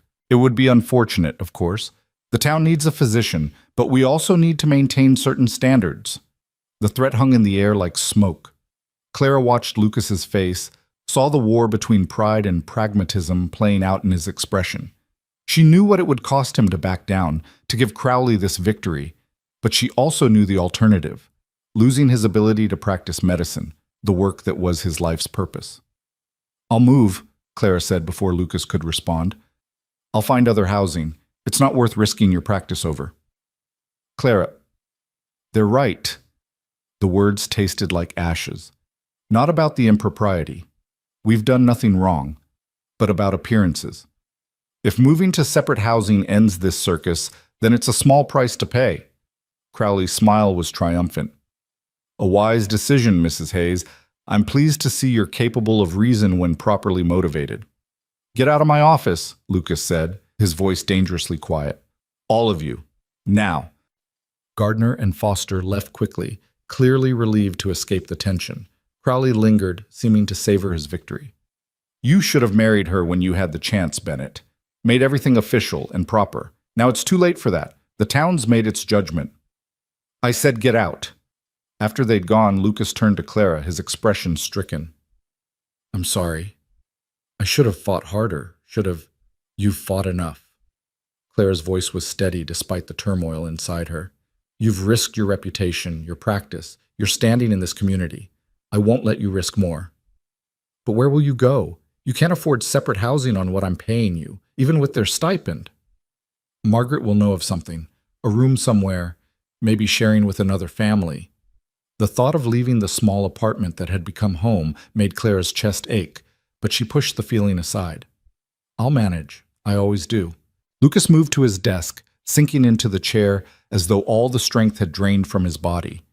This isn't right, Clara. None of this is right. No, she agreed, but right and wrong don't seem to matter much in Millbrook, do they? The next morning, Clara packed her few belongings while the twins played in their cradle, oblivious to the upheaval. Margaret had found her a solution, a tiny room in the back of the boarding house, barely large enough for a bed and the cradle, but clean and warm. The rent was manageable with the council's promised stipend, though Clara hated accepting anything that came from Edmund Crowley's maneuvering. Lucas helped her move, carrying her trunk down the stairs, with a grim determination that spoke to his anger more clearly than words. They made the short walk to Margaret's boarding house in silence, the late October wind carrying the first hints of the brutal winter to come. You'll still come to work tomorrow? Lucas asked as they set her trunk in the cramped room. Of course. They said I could keep my employment. That's what matters. Is it? He turned to face her, and she was startled by the intensity in his eyes. Clara, I need to ask you something, and I need you to be completely honest with me. Her heart began to pound. All right. Do you want to leave? To find work elsewhere? Make a fresh start somewhere this whole mess hasn't followed you? He held up a hand before she could answer.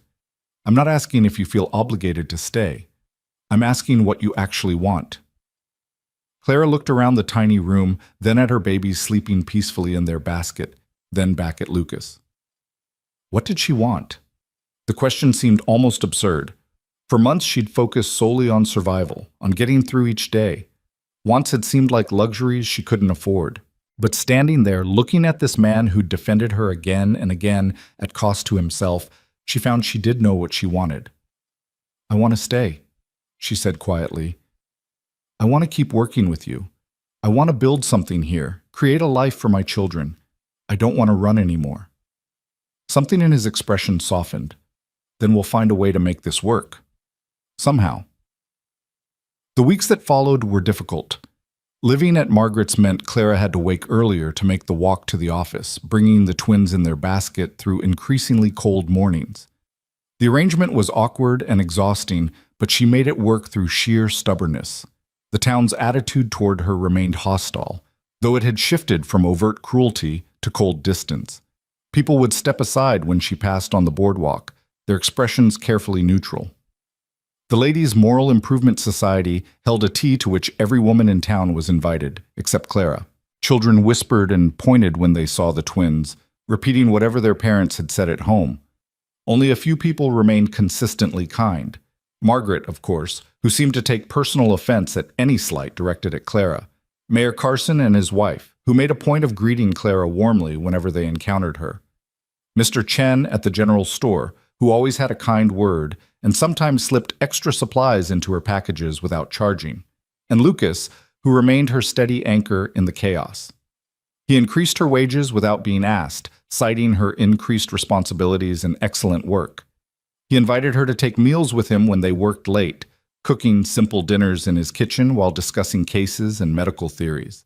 He taught her more advanced techniques, trusting her with delicate procedures that would have been unthinkable for a woman without formal training in any other setting. They fell into an easy partnership that felt as natural as breathing. Lucas would begin examining a patient, and Clara would have the appropriate instruments ready without being asked. She would mention a symptom she'd noticed, and he would adjust his diagnosis accordingly. They developed a shorthand of looks and gestures that made their work seamless. And slowly, inevitably, that partnership began to deepen into something more. Clara noticed it first in small moments, the way her pulse quickened when Lucas smiled at her, the way she found herself looking for excuses to linger in the office after the last patient had left, the way his hand brushing hers while passing an instrument sent warmth through her entire body. She told herself it was just gratitude, just the natural affection that grew between colleagues who worked well together. But she knew she was lying to herself.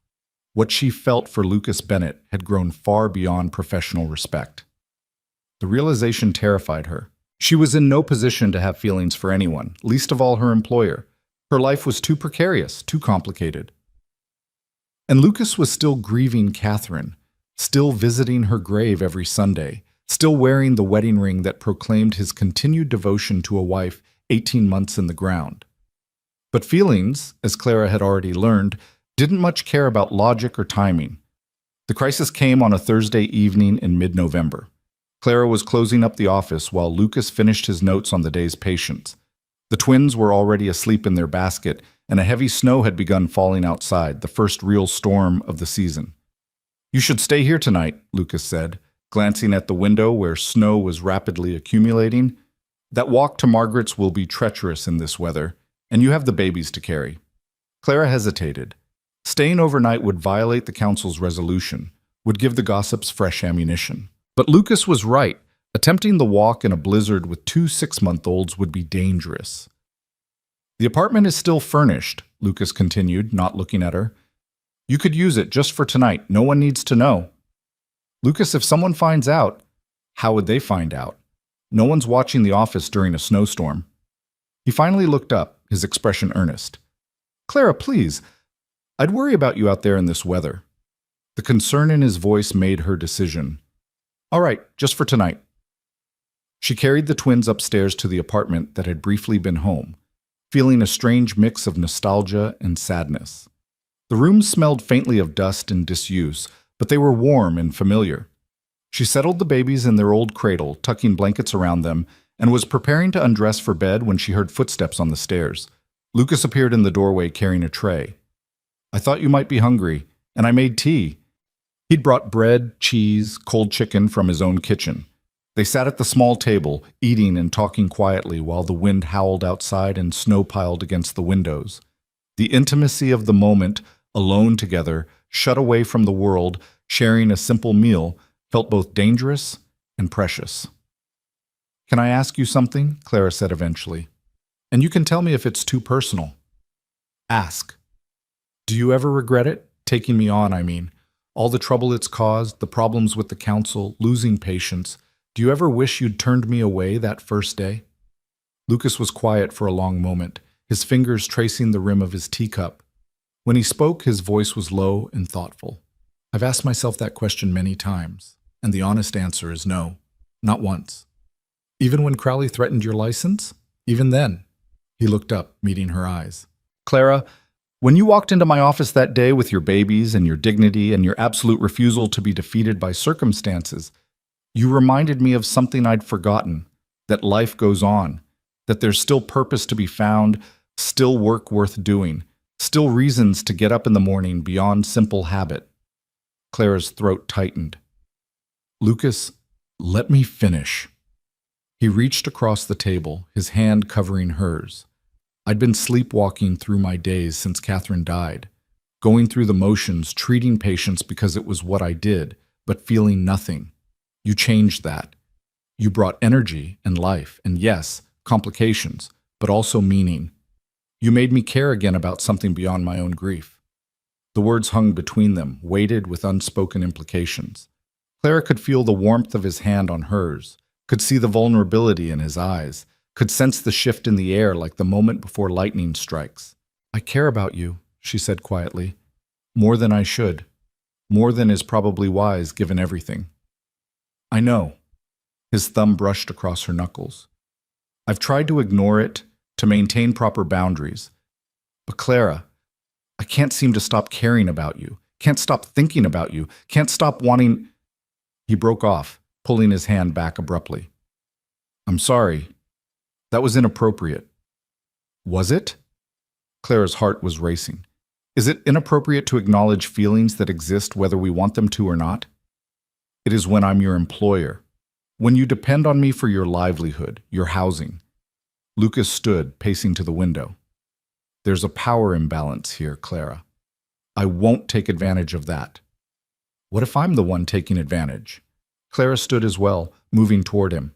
What if I'm the one who wants to acknowledge that what's between us has grown into something neither of us planned? He turned to face her, and the longing in his expression made her breath catch. Clara, if things were different, if we'd met under any other circumstances, I would already have asked to court you properly. But as it stands, anything between us would be seen as confirmation of everything the town's been saying. It would ruin you. The town already believes the worst of me. What do I have left to ruin? Your reputation, your ability to find other work if this doesn't work out, your children's futures. His hands clenched at his sides. I won't be responsible for destroying what you fought so hard to build. Clara recognized the nobility in his refusal even as it frustrated her. So what do we do? Pretend we feel nothing? Continue this careful dance around each other while the whole town watches and whispers? I don't know. The admission seemed torn from him. I don't have answers, Clara. I just know that I care too much about you to risk hurting you, even unintentionally. The moment stretched between them, full of longing and impossibility. Then Emma whimpered from the cradle, breaking the spell. Clara moved automatically to tend to her daughter, giving both of them an excuse to step back from the precipice they'd been teetering on. Lucas left shortly after, murmuring goodnight, his footsteps heavy on the stairs. Clara lay awake long into the night, listening to the storm and thinking about all the ways her life had become impossibly complicated. The morning brought clear skies and 2 feet of snow. It also brought Edmund Crowley. Clara was preparing to leave for Margaret's, bundling the twins against the cold, when she heard voices downstairs. Angry voices.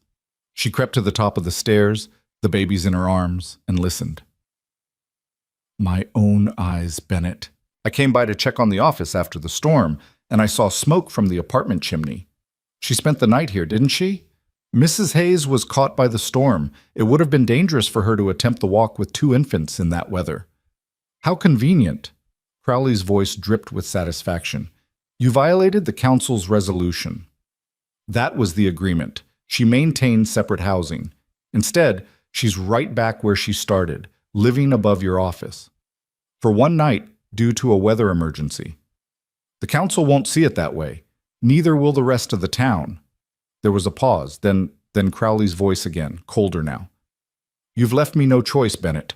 I'm calling for an emergency council meeting. This situation ends now. Clara descended the stairs slowly, the twins heavy in her arms. Both men turned to look at her, Crowley with triumph, Lucas with something close to despair. Mr. Crowley, Clara said, proud that her voice emerged steady. If you're determined to punish someone, punish me. Dr. Bennett has done nothing wrong. I'm the one who accepted his offer to stay during the storm. I'm the one who keeps causing problems for this town's delicate sensibilities. Whatever action the council wants to take, direct it at me. Crowley's smile was cold. Oh, I intend to, Mrs. Hayes. The emergency meeting is this afternoon. Both of you are expected to attend. The council will make its final determination about this entire sordid situation. He adjusted his hat, clearly pleased with himself. I'd suggest you prepare your defense carefully, though I doubt it will make much difference. After he left, Clara and Lucas stood in the cold office, the weight of impending judgment pressing down on them. This is my fault, Lucas said heavily. I should never have suggested you stay.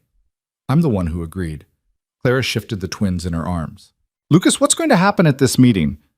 I don't know, but Edmund's had months to build his case, to gather support.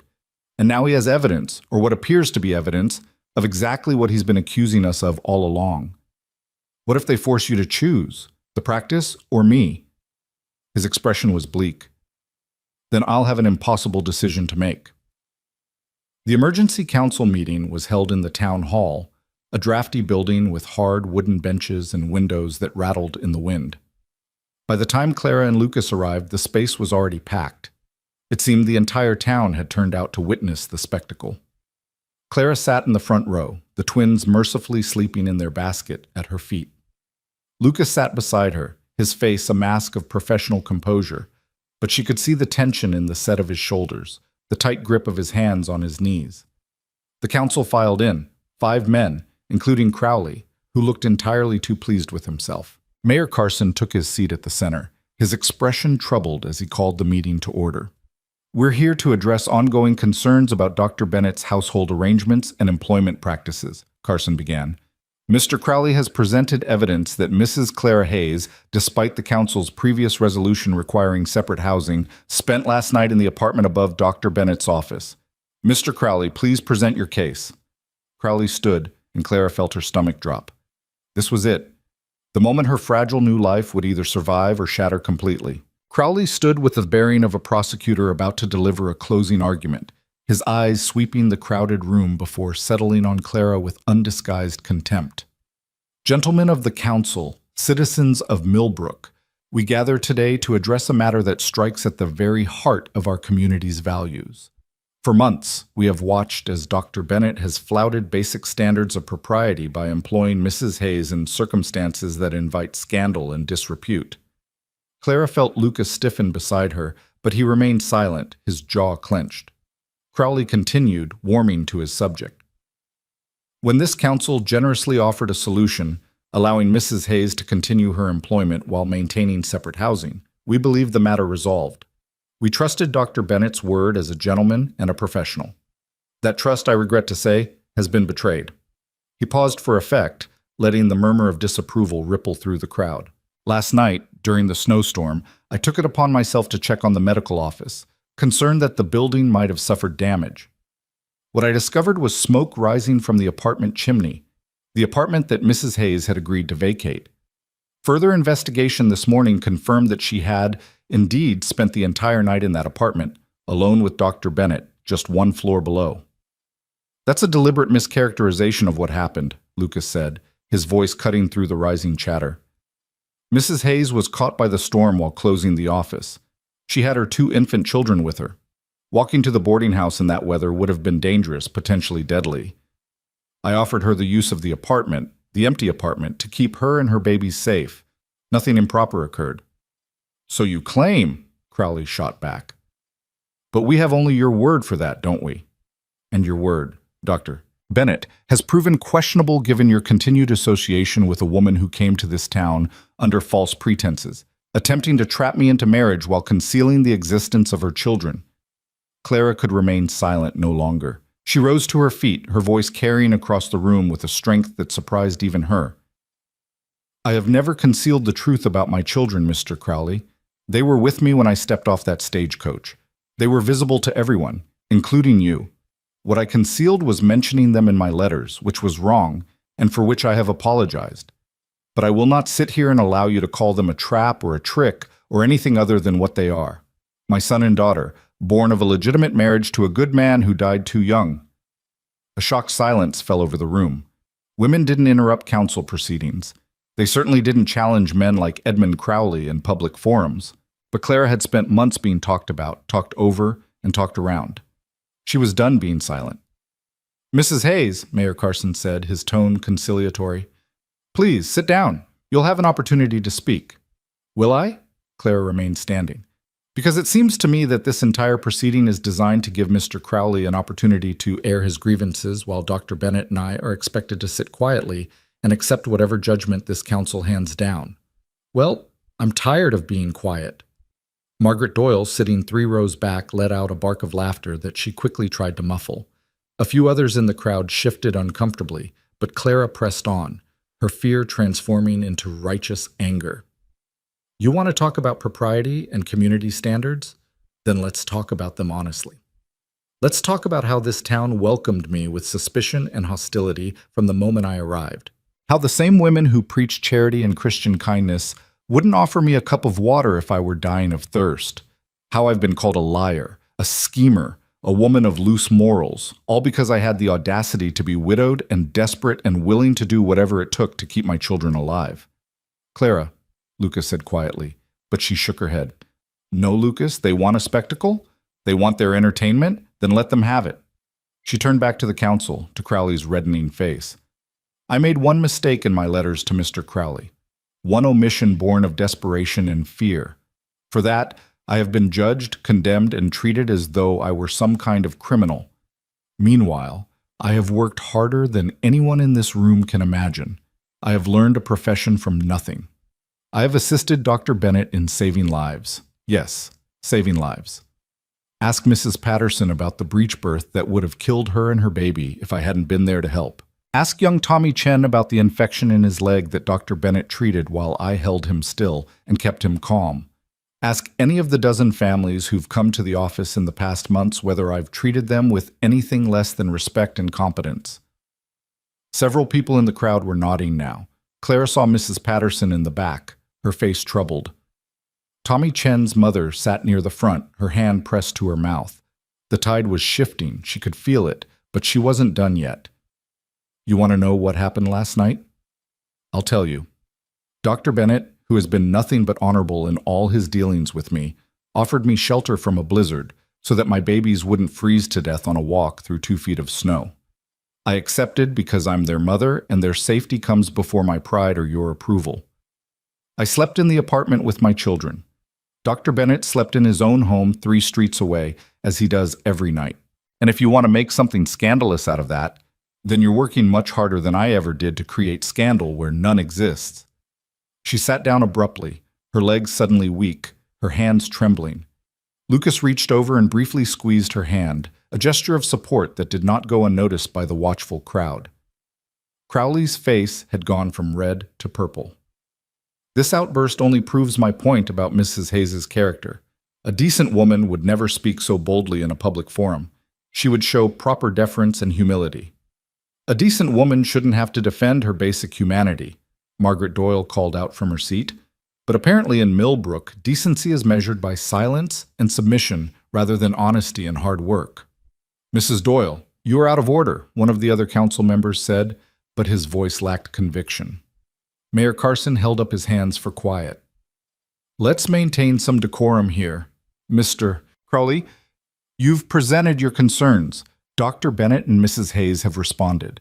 Does anyone else wish to speak before the council deliberates? To Clara's surprise, several hands went up.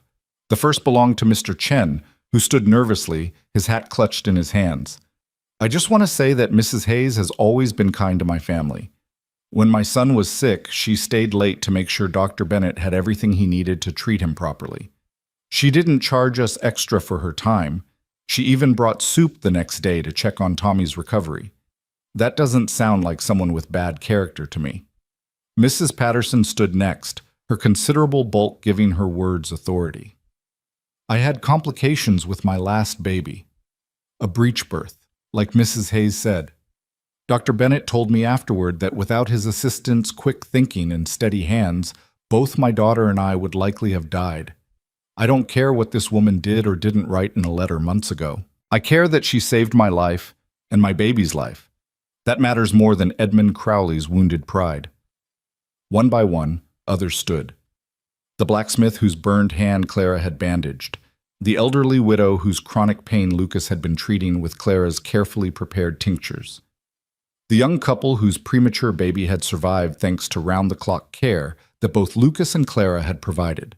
Each testimony chipped away at Crowley's narrative, revealing the truth that Clara had been too modest to speak herself, that she had become an integral part of the town's medical care, whether the town's elite wanted to acknowledge it or not. Crowley tried to interrupt, to refocus the discussion on propriety and regulations, but the momentum had shifted. Even the council members were looking uncomfortable, clearly reluctant to condemn someone who had apparently saved or helped so many of their constituents. Finally, Mayor Carson called for order again. The council needs to deliberate. We'll take a short recess and return with our decision. The 5 council members filed into a back room, leaving the crowd to buzz with speculation. Clara sat frozen, hardly daring to hope. Lucas leaned close, his voice low. Whatever happens, you were magnificent. The way you spoke up for yourself, Catherine would have loved you for that. The mention of his late wife in such a context startled Clara. There was no possessiveness in his voice, no sense that he was betraying Catherine's memory, just honest admiration and something deeper that made Clara's heart ache. Lucas, if they rule against you, if you lose your practice because of me, then we'll figure something out together. He held her gaze. I meant what I said, Clara. I'm not letting them drive you away, not without a fight. The council returned 15 minutes later, their faces grave. Mayor Carson remained standing as the others took their seats. The room fell silent, every eye fixed on the mayor. This has been a difficult matter to adjudicate, Carson began. The council has heard concerns about propriety and community standards, balanced against testimony about Mrs. Hayes's valuable contributions to our town's medical care. We've considered the specific incident that prompted this meeting, Mrs. Hayes spending the night in the office apartment during the blizzard, and Dr. Bennett's explanation for that decision. Clara held her breath. Beside her, Lucas sat rigid with tension. After careful deliberation, the council has reached the following conclusions. First, we find that Dr. Bennett's decision to offer shelter during a dangerous storm was reasonable and does not constitute a violation of our previous resolution. The safety of 2 infant children outweighs concerns about technical compliance with housing arrangements. A collective exhale moved through the supportive portion of the crowd. Crowley's face darkened, but Carson continued before he could interrupt. However, the council also recognizes that the current situation remains problematic. The perception of impropriety, regardless of the reality, continues to cause division in our community. Therefore, we propose the following solution. He paused, and Clara's nails dug into her palms. Dr. Bennett, the council believes it would be in everyone's best interest if you were to regularize your household arrangements. Specifically, if you were to make Mrs. Hayes's position in your home official and permanent through marriage. The room erupted. Clara felt as though the floor had dropped out from under her. Lucas stood abruptly, his face white with shock. You're ordering me to marry her? His voice carried over the chaos. We're strongly suggesting it as the most practical solution to ongoing concerns, Carson clarified. It would silence all questions about propriety, provide Mrs. Hayes and her children with the security they deserve, and allow both of you to continue the valuable work you're doing without constant scrutiny and interference. This is outrageous, Crowley sputtered. You can't force a man to marry. We're not forcing anything, another council member interjected. We're presenting it as an option. The alternative is that we must take more serious action to address community concerns. Dr. Bennett would have to dismiss Mrs. Hayes from his employment, and she would need to leave Millbrook entirely to avoid continued scandal. Clara found her voice. So the choice is marriage or exile. Those are my options. Mrs. Hayes, please understand, Carson began, but Clara cut him off. I understand perfectly, Mayor. The council has decided that a woman can only exist in this town as either a wife or an outcast. There's no room for me to simply be a competent professional trying to support my children. She stood gathering the twins' basket with shaking hands. Thank you for making your position so clear. She walked out of the town hall with her head high, refusing to let anyone see the tears burning behind her eyes. Behind her, she heard Lucas calling her name, heard the renewed chaos of the council meeting dissolving into argument, but she didn't stop. She couldn't stop. If she stopped, she would shatter completely. Margaret caught up with her halfway to the boarding house. Clara, wait. Just wait a moment. I can't, Margaret. I can't stand there and listen to them debate my future like I'm a problem to be solved rather than a person. I know, dear, I know. Margaret fell into step beside her, her presence solid and comforting. But you need to think about what happens next, because like it or not, you have decisions to make. They reached the boarding house and went up to Clara's small room. Margaret took the twins while Clara paced, her emotions a roiling storm of anger, humiliation, and something that might have been grief. They want Lucas to marry me, Clara said finally, to legitimize the scandal by making it respectable, as though marriage is some kind of magical solution that erases everything that's happened. To be fair, it would solve several practical problems, Margaret pointed out gently. You'd have security, the children would have a father, Lucas would have a wife and full-time help with his practice. And yes, it would silence the gossips. But it would be a marriage of convenience, a business arrangement to satisfy the town council. Clara stopped pacing, pressing her hands against the cold window glass. I won't trap Lucas into that. I won't be the second wife he married out of obligation rather than love. Are you so sure it would be just obligation? Margaret's voice was quiet. Clara, I've watched you two together for months now. I've seen the way he looks at you, the way you look at him. That's not just professional respect. It doesn't matter what we feel, Clara said desperately. A marriage forced by the town council under threat of exile and ruin, how could that be anything but poisoned from the start?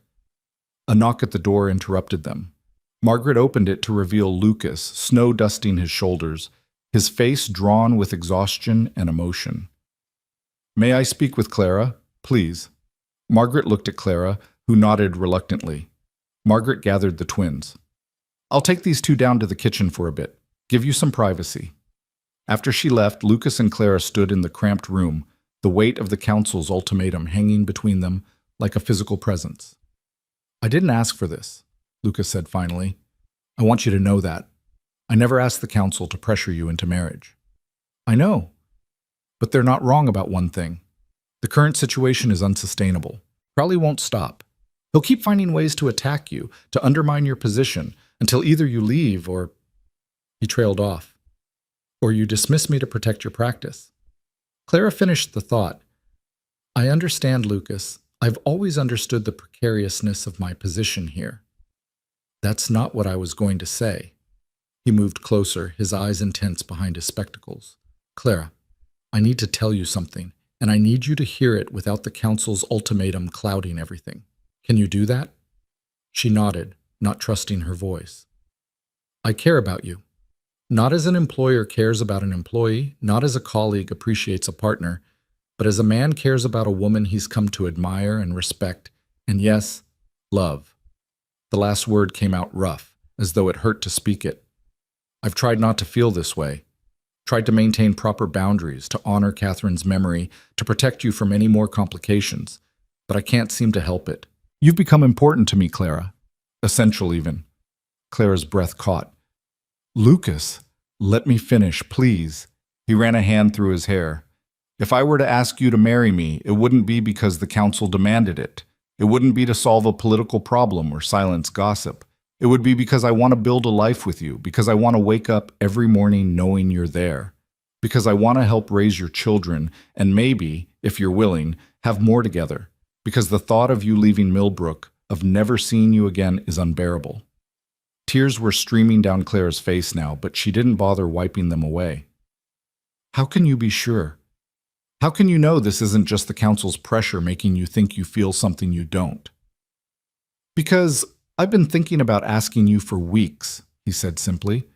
Long before Crowley ever called this meeting, I've been trying to find the right words, the right moment, trying to figure out how to tell you without making you feel obligated or pressured.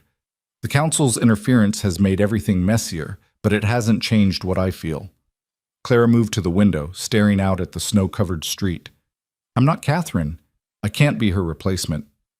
I'm not asking you to be. Lucas came to stand beside her. Catherine was my first love, and I'll always carry her memory, but you're not a replacement, Clara. You're something entirely different, something new and unexpected and precious in its own right. I have 2 children, children who aren't yours, who will need attention and care, and I already love them, Lucas interrupted. Emma with her serious little face, James with his curious eyes, they're part of you, which makes them part of what I'm asking for. Clara turned to face him, searching his expression for any sign of doubt or obligation. She found only sincerity and a vulnerability that matched her own. I'm afraid, she admitted. I'm afraid of making another mistake, of trusting the wrong person, of building something that falls apart. I'm afraid too, Lucas said. I'm afraid of dishonoring Catherine's memory, of being a poor husband the second time around, of not being enough for you and the children. But Clara, being afraid isn't a reason to say no. Sometimes the things most worth having are the ones that scare us most. The council gave us an ultimatum, marriage or exile. How can I say yes without wondering if that's the only reason you're asking? Lucas took both her hands in his grip warm and steady. Then let me be completely clear. Edmund Crowley and his council can go to hell. Their ultimatum means nothing to me. If you say no, if you tell me you don't feel the same way, then I'll find another solution. I'll hire you a lawyer to fight the exile order. I'll testify that you are essential to my practice. I'll move heaven and earth to let you stay in Millbrook on your own terms. But Clara, I'm asking you to marry me not because of them, but in spite of them. I'm asking because I love you. The words hung in the air between them, irrevocable and true. Clara felt something inside her chest crack open, all the fear and grief and loneliness of the past months finally giving way to something that felt terrifyingly like hope. I love you too, she whispered. I've tried not to. Tried to keep it professional and proper. But I love you, Lucas. I love your dedication and your kindness and the way you fought for me when no one else would. I love how gentle you are with patience and how patient you are when teaching me.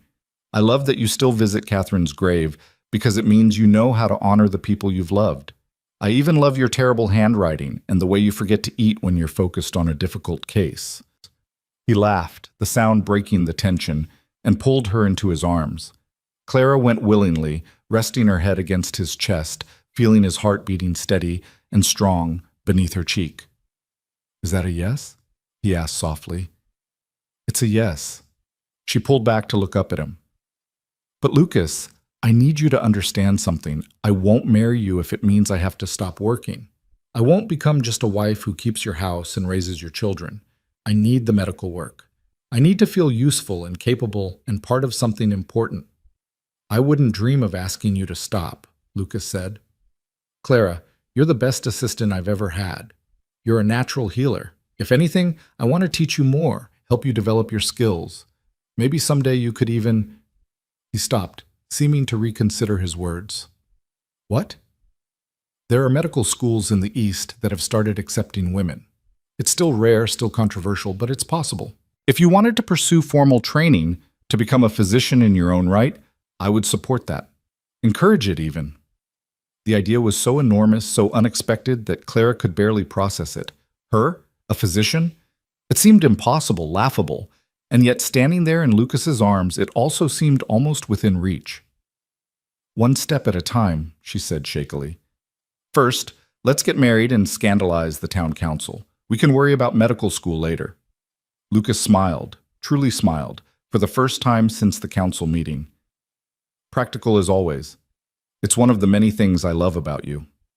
He leaned down and kissed her then, gentle and reverent, and Clara felt the last of her resistance crumble.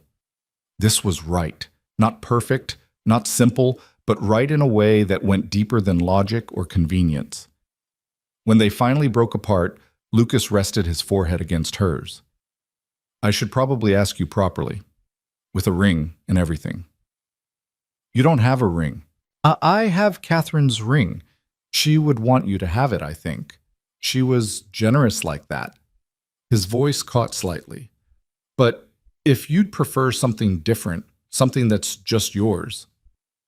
Catherine's ring would be perfect, Clara said firmly. I'm not trying to erase her or replace her. I'm trying to build something new that honors what came before while moving forward. Her ring would be a symbol of that. They stood together in the small room, holding each other while the snow continued to fall outside, and Clara felt a peace she hadn't known since before Thomas died. She was still frightened of the future, still aware of all the ways this could go wrong. But for the first time in months, she was also hopeful.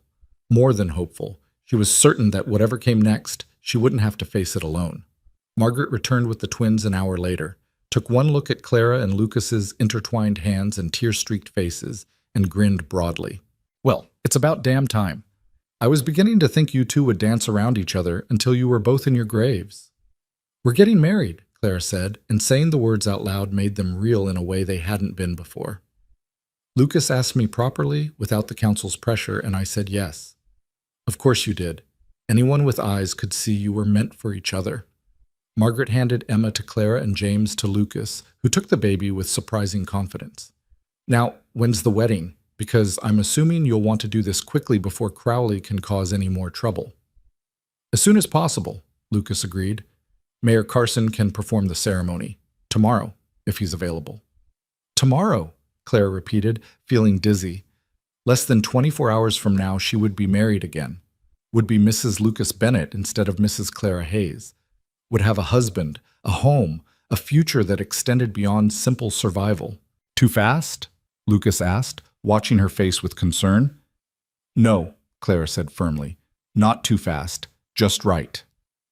That evening, they walked together to Lucas's house, so Clara could see where she'd be living. The home was modest but well built, with 2 bedrooms, a parlor, a kitchen, and a small study filled with medical books. Catherine's presence was still evident, in the needlework cushions on the chairs, the china in the cabinet, the photograph on the mantel showing a young woman with kind eyes and a gentle smile. Clara studied the photograph while Lucas lit the fire in the hearth. She was beautiful. She was, and she was good. Much better than I deserved, probably. Lucas came to stand beside her. I want to keep her picture out, if that's all right with you. I don't want to hide her away as though she never existed. Of course it's all right. She was part of your life, part of what made you who you are. Clara touched the frame gently. I hope she would approve of me. She would have loved you, Lucas said with certainty. You're both strong women who refuse to be defeated by circumstances. You would have been friends, I think. They spent the evening making practical plans. Lucas would speak to Mayor Carson first thing in the morning about performing the ceremony. Margaret would serve as witness and would watch the twins during the brief service. They would have a simple wedding with no fuss, no celebration, nothing that could give the town more fodder for gossip. Though we should probably inform the council, Lucas said dryly, since our marriage was their idea, after all. Let Crowley hear about it secondhand, Clara said with more vindictiveness than she usually allowed herself. Let him find out after it's done, when he can't interfere or try to control the situation. Lucas grinned. I like the way you think, Mrs. Hayes. Or should I start calling you Mrs. Bennett to be? The next morning dawned clear and cold. Clara dressed in her best dress, the gray wool she'd worn on the stagecoach, now carefully cleaned and pressed. It wasn't a wedding dress by any stretch, but it was all she had. Margaret had lent her a simple strand of pearls and helped her arrange her hair in a more elaborate style than usual. You look beautiful, Margaret said, adjusting the last pin. And more importantly, you look happy. Clara studied her reflection in the small mirror. Her face was thinner than it had been 6 months ago, marked by hardship and grief. But there was also a light in her eyes that had been missing for a long time. I am happy, terrified, but happy. That's the right combination for a bride, I think. They walked to the mayor's office together, Margaret carrying the twins while Clara tried to calm her racing heart. Lucas was already waiting, wearing his best suit and looking nearly as nervous as Clara felt. Mayor Carson had agreed to perform the ceremony in his office, offering congratulations mixed with obvious relief that the council's problem was being resolved. The ceremony itself was brief and simple. Carson read the traditional vows while Clara and Lucas faced each other, hands clasped, speaking words that bound them legally and emotionally.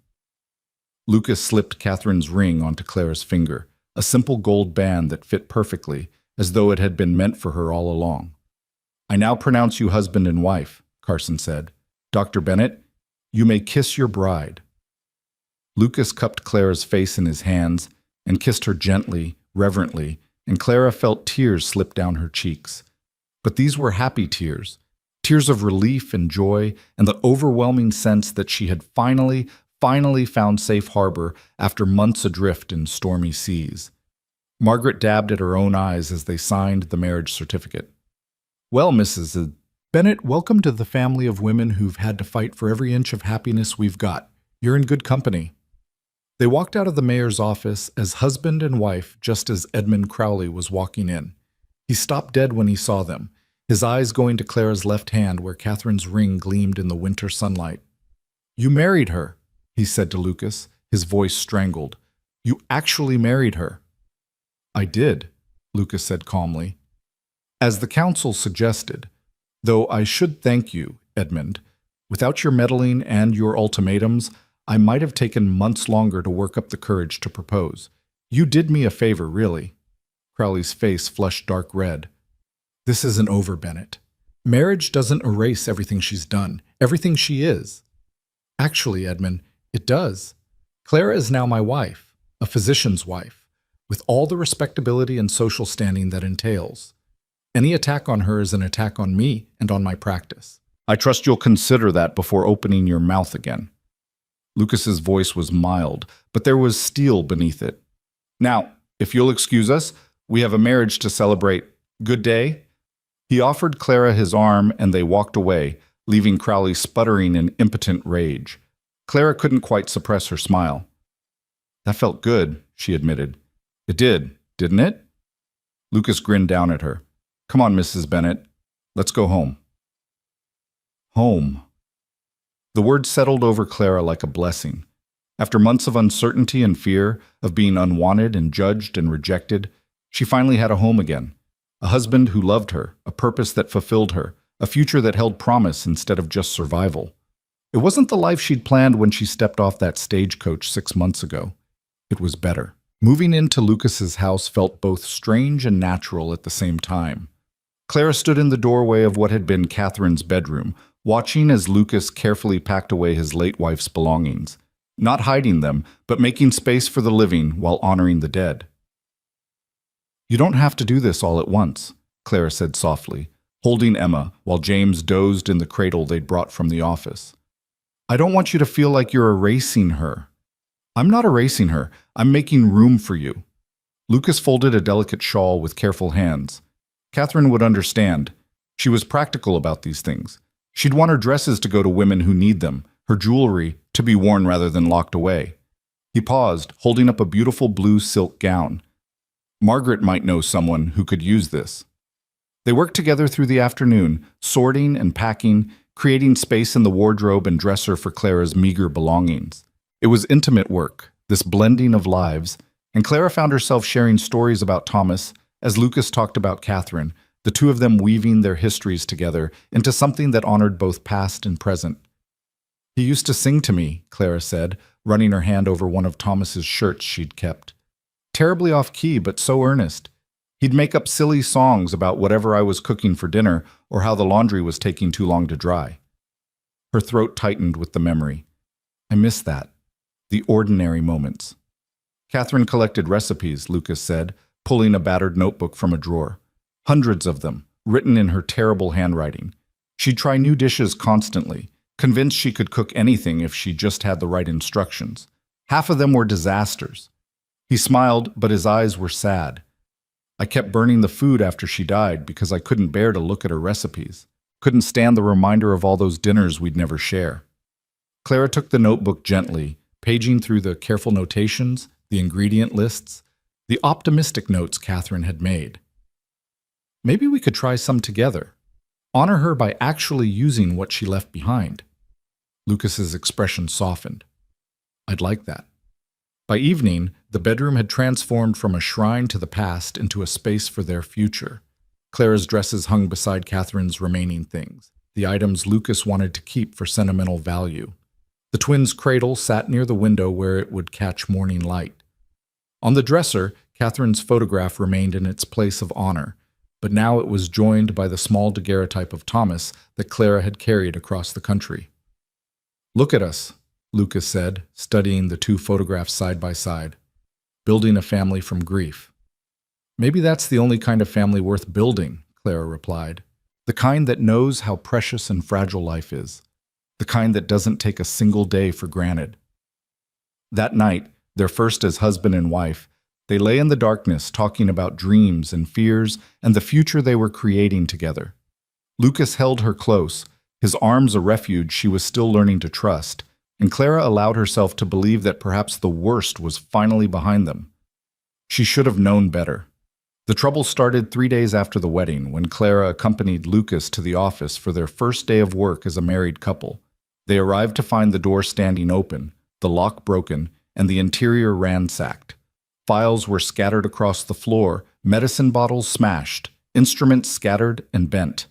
Someone had torn through the space with deliberate malice, destroying months of careful organization. Clara stood frozen in the doorway, staring at the devastation. Who would do this? Lucas's face had gone white with rage. I can make an educated guess. He picked up a broken retractor, examining the bent metal. These instruments were expensive. This wasn't random vandalism. This was personal. They spent hours cleaning up, salvaging what they could and making lists of what needed to be replaced. The financial loss was significant. Several $100s worth of equipment and medications destroyed. But worse than the material damage was the message it sent. Someone in Millbrook hated Clara enough to strike at her through Lucas's practice. Mayor Carson arrived mid-morning, summoned by a concerned neighbor who'd seen the broken door. He surveyed the damage with a grim expression. "I'll investigate, of course. But Dr. Bennett, between you and me, I doubt we'll find who did this. Whoever it was knew what they were doing. They were careful.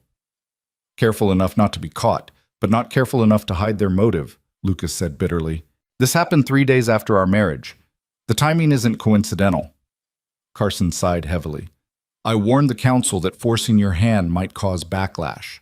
Edmund Crowley has influential friends, and not all of them are pleased about how this situation resolved." "So what?" Clara found her voice, anger overriding her shock. "We're supposed to accept this? Accept that someone can destroy property and threaten our livelihood because they don't approve of our marriage? I'm not saying accept it. I'm saying be realistic about what I can prove versus what we all know happened." Carson adjusted his hat uncomfortably. "I'll do what I can, Mrs. Bennett, but in a town this size, with loyalties this complicated, justice isn't always straightforward." After he left, Clara and Lucas continued cleaning in silence.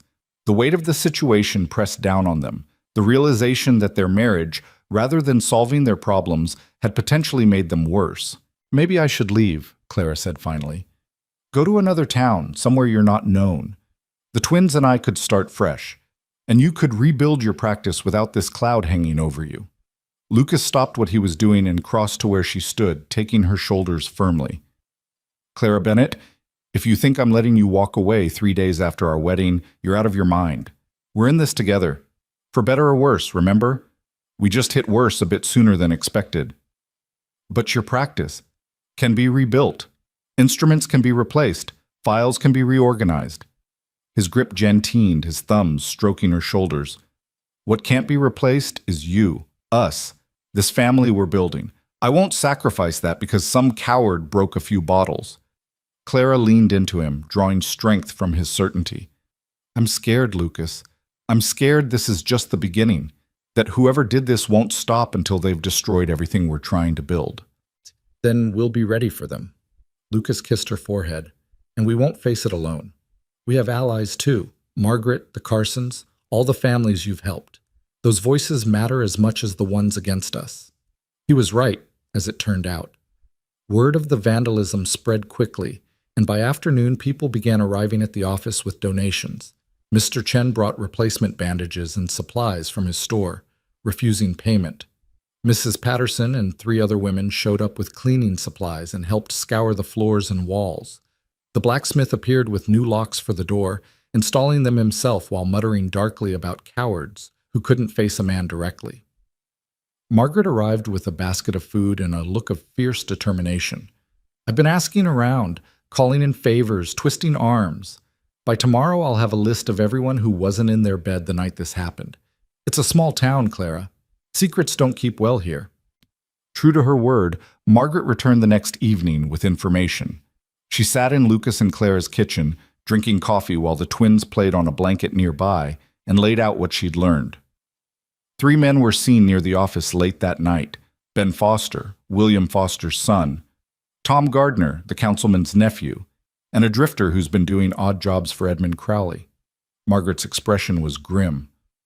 "I can't prove they did it, but they were in the area when they shouldn't have been, and all 3 have connections to people who opposed your marriage." Lucas's jaw tightened. The Foster and Gardner families have been influential in this town for generations. Even if we had proof, getting justice against their sons would be nearly impossible. "So we do nothing?" Clara's voice was sharp with frustration. "No," Lucas said slowly. "We do something smarter than seeking official justice. We make it clear that attacking us has consequences."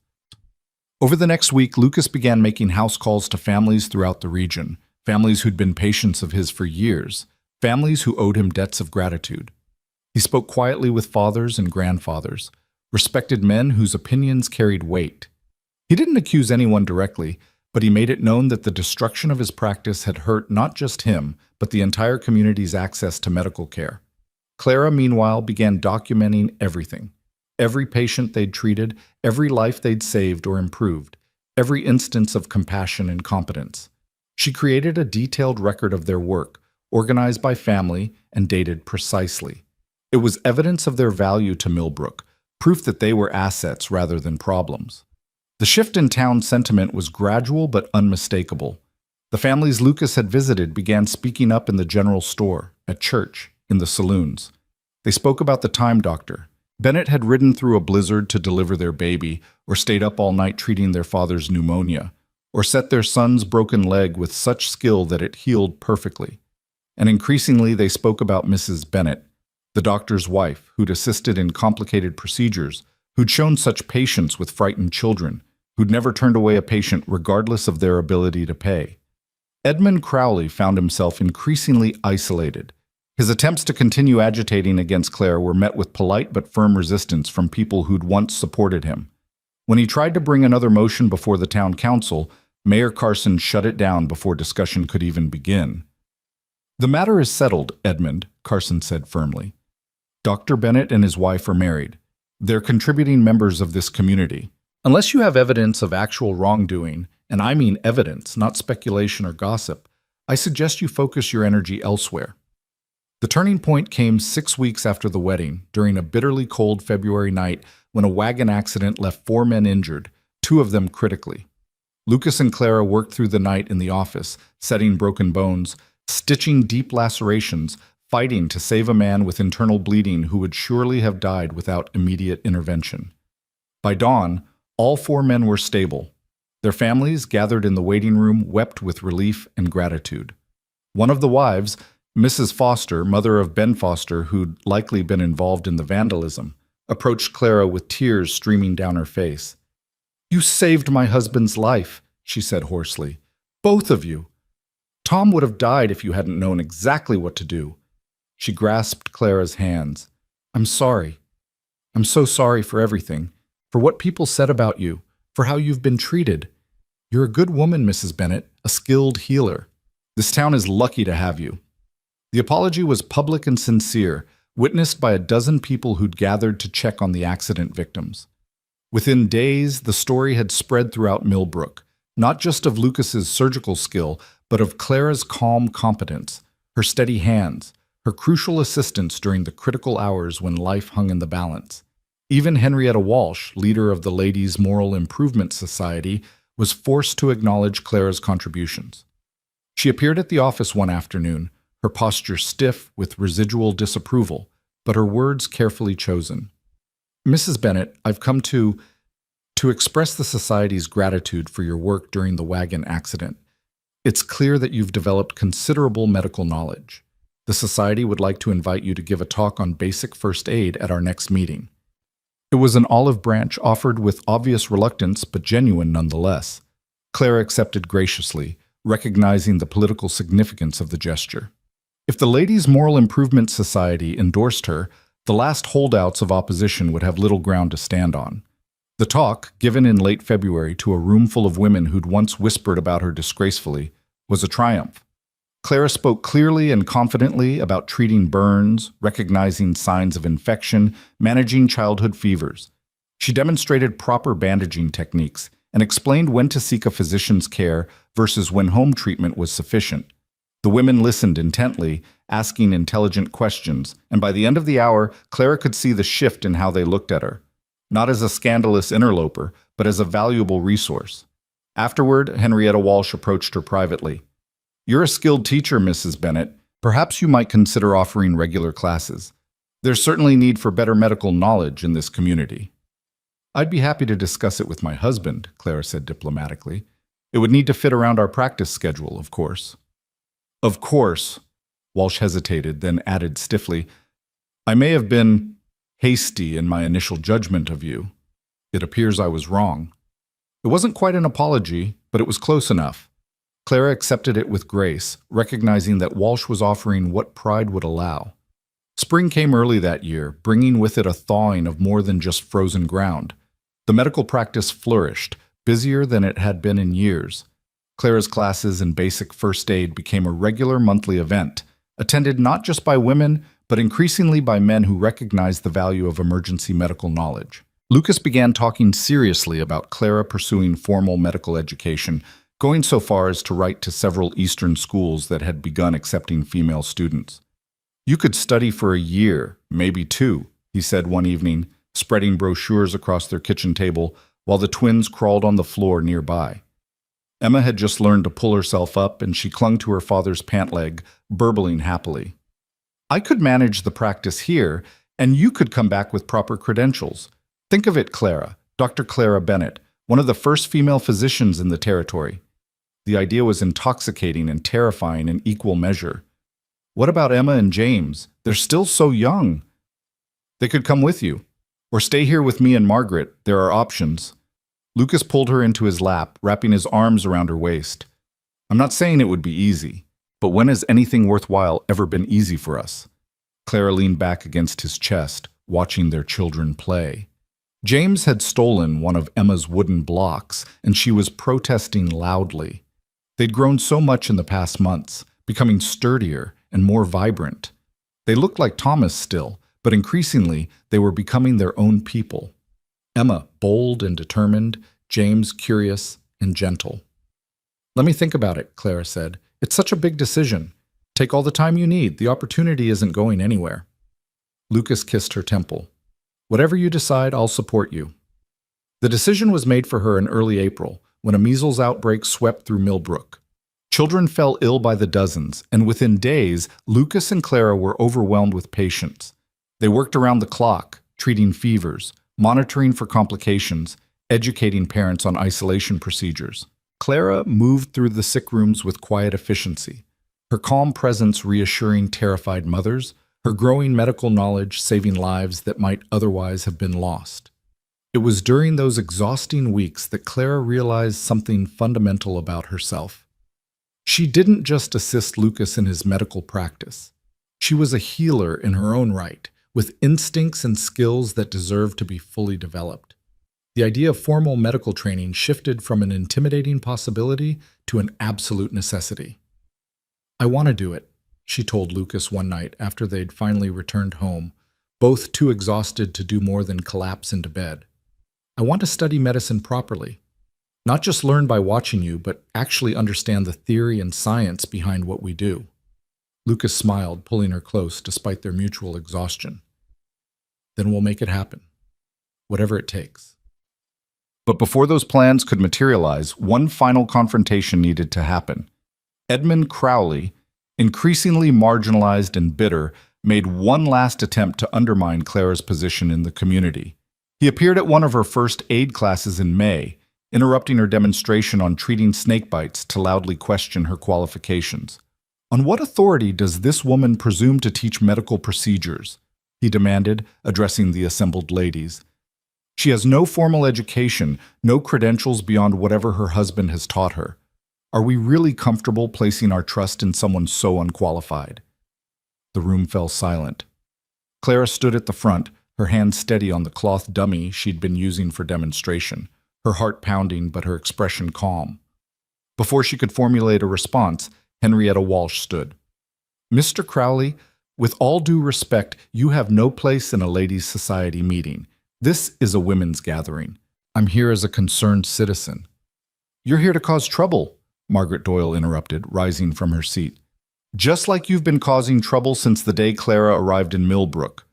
Well, we're done listening to you, Edmund, done letting you bully good people because your pride was wounded." Other women began standing, one by one, a show of solidarity that left Crowley visibly shaken. Mrs. Patterson stood, her substantial frame imposing. Mrs. Chen stood, her quiet dignity speaking volumes. Even Mrs. Foster stood, the woman whose husband Clara had helped save. "Mrs. Bennett has proven her worth 100 times over," Mrs. Foster said firmly. "She's skilled, knowledgeable, and dedicated to helping this community. Those are her qualifications, Mr. Crowley, and they're more than sufficient for us." Crowley looked around the room at the sea of standing women, his face flushing dark red. You're all fools. She's manipulated you, made you think.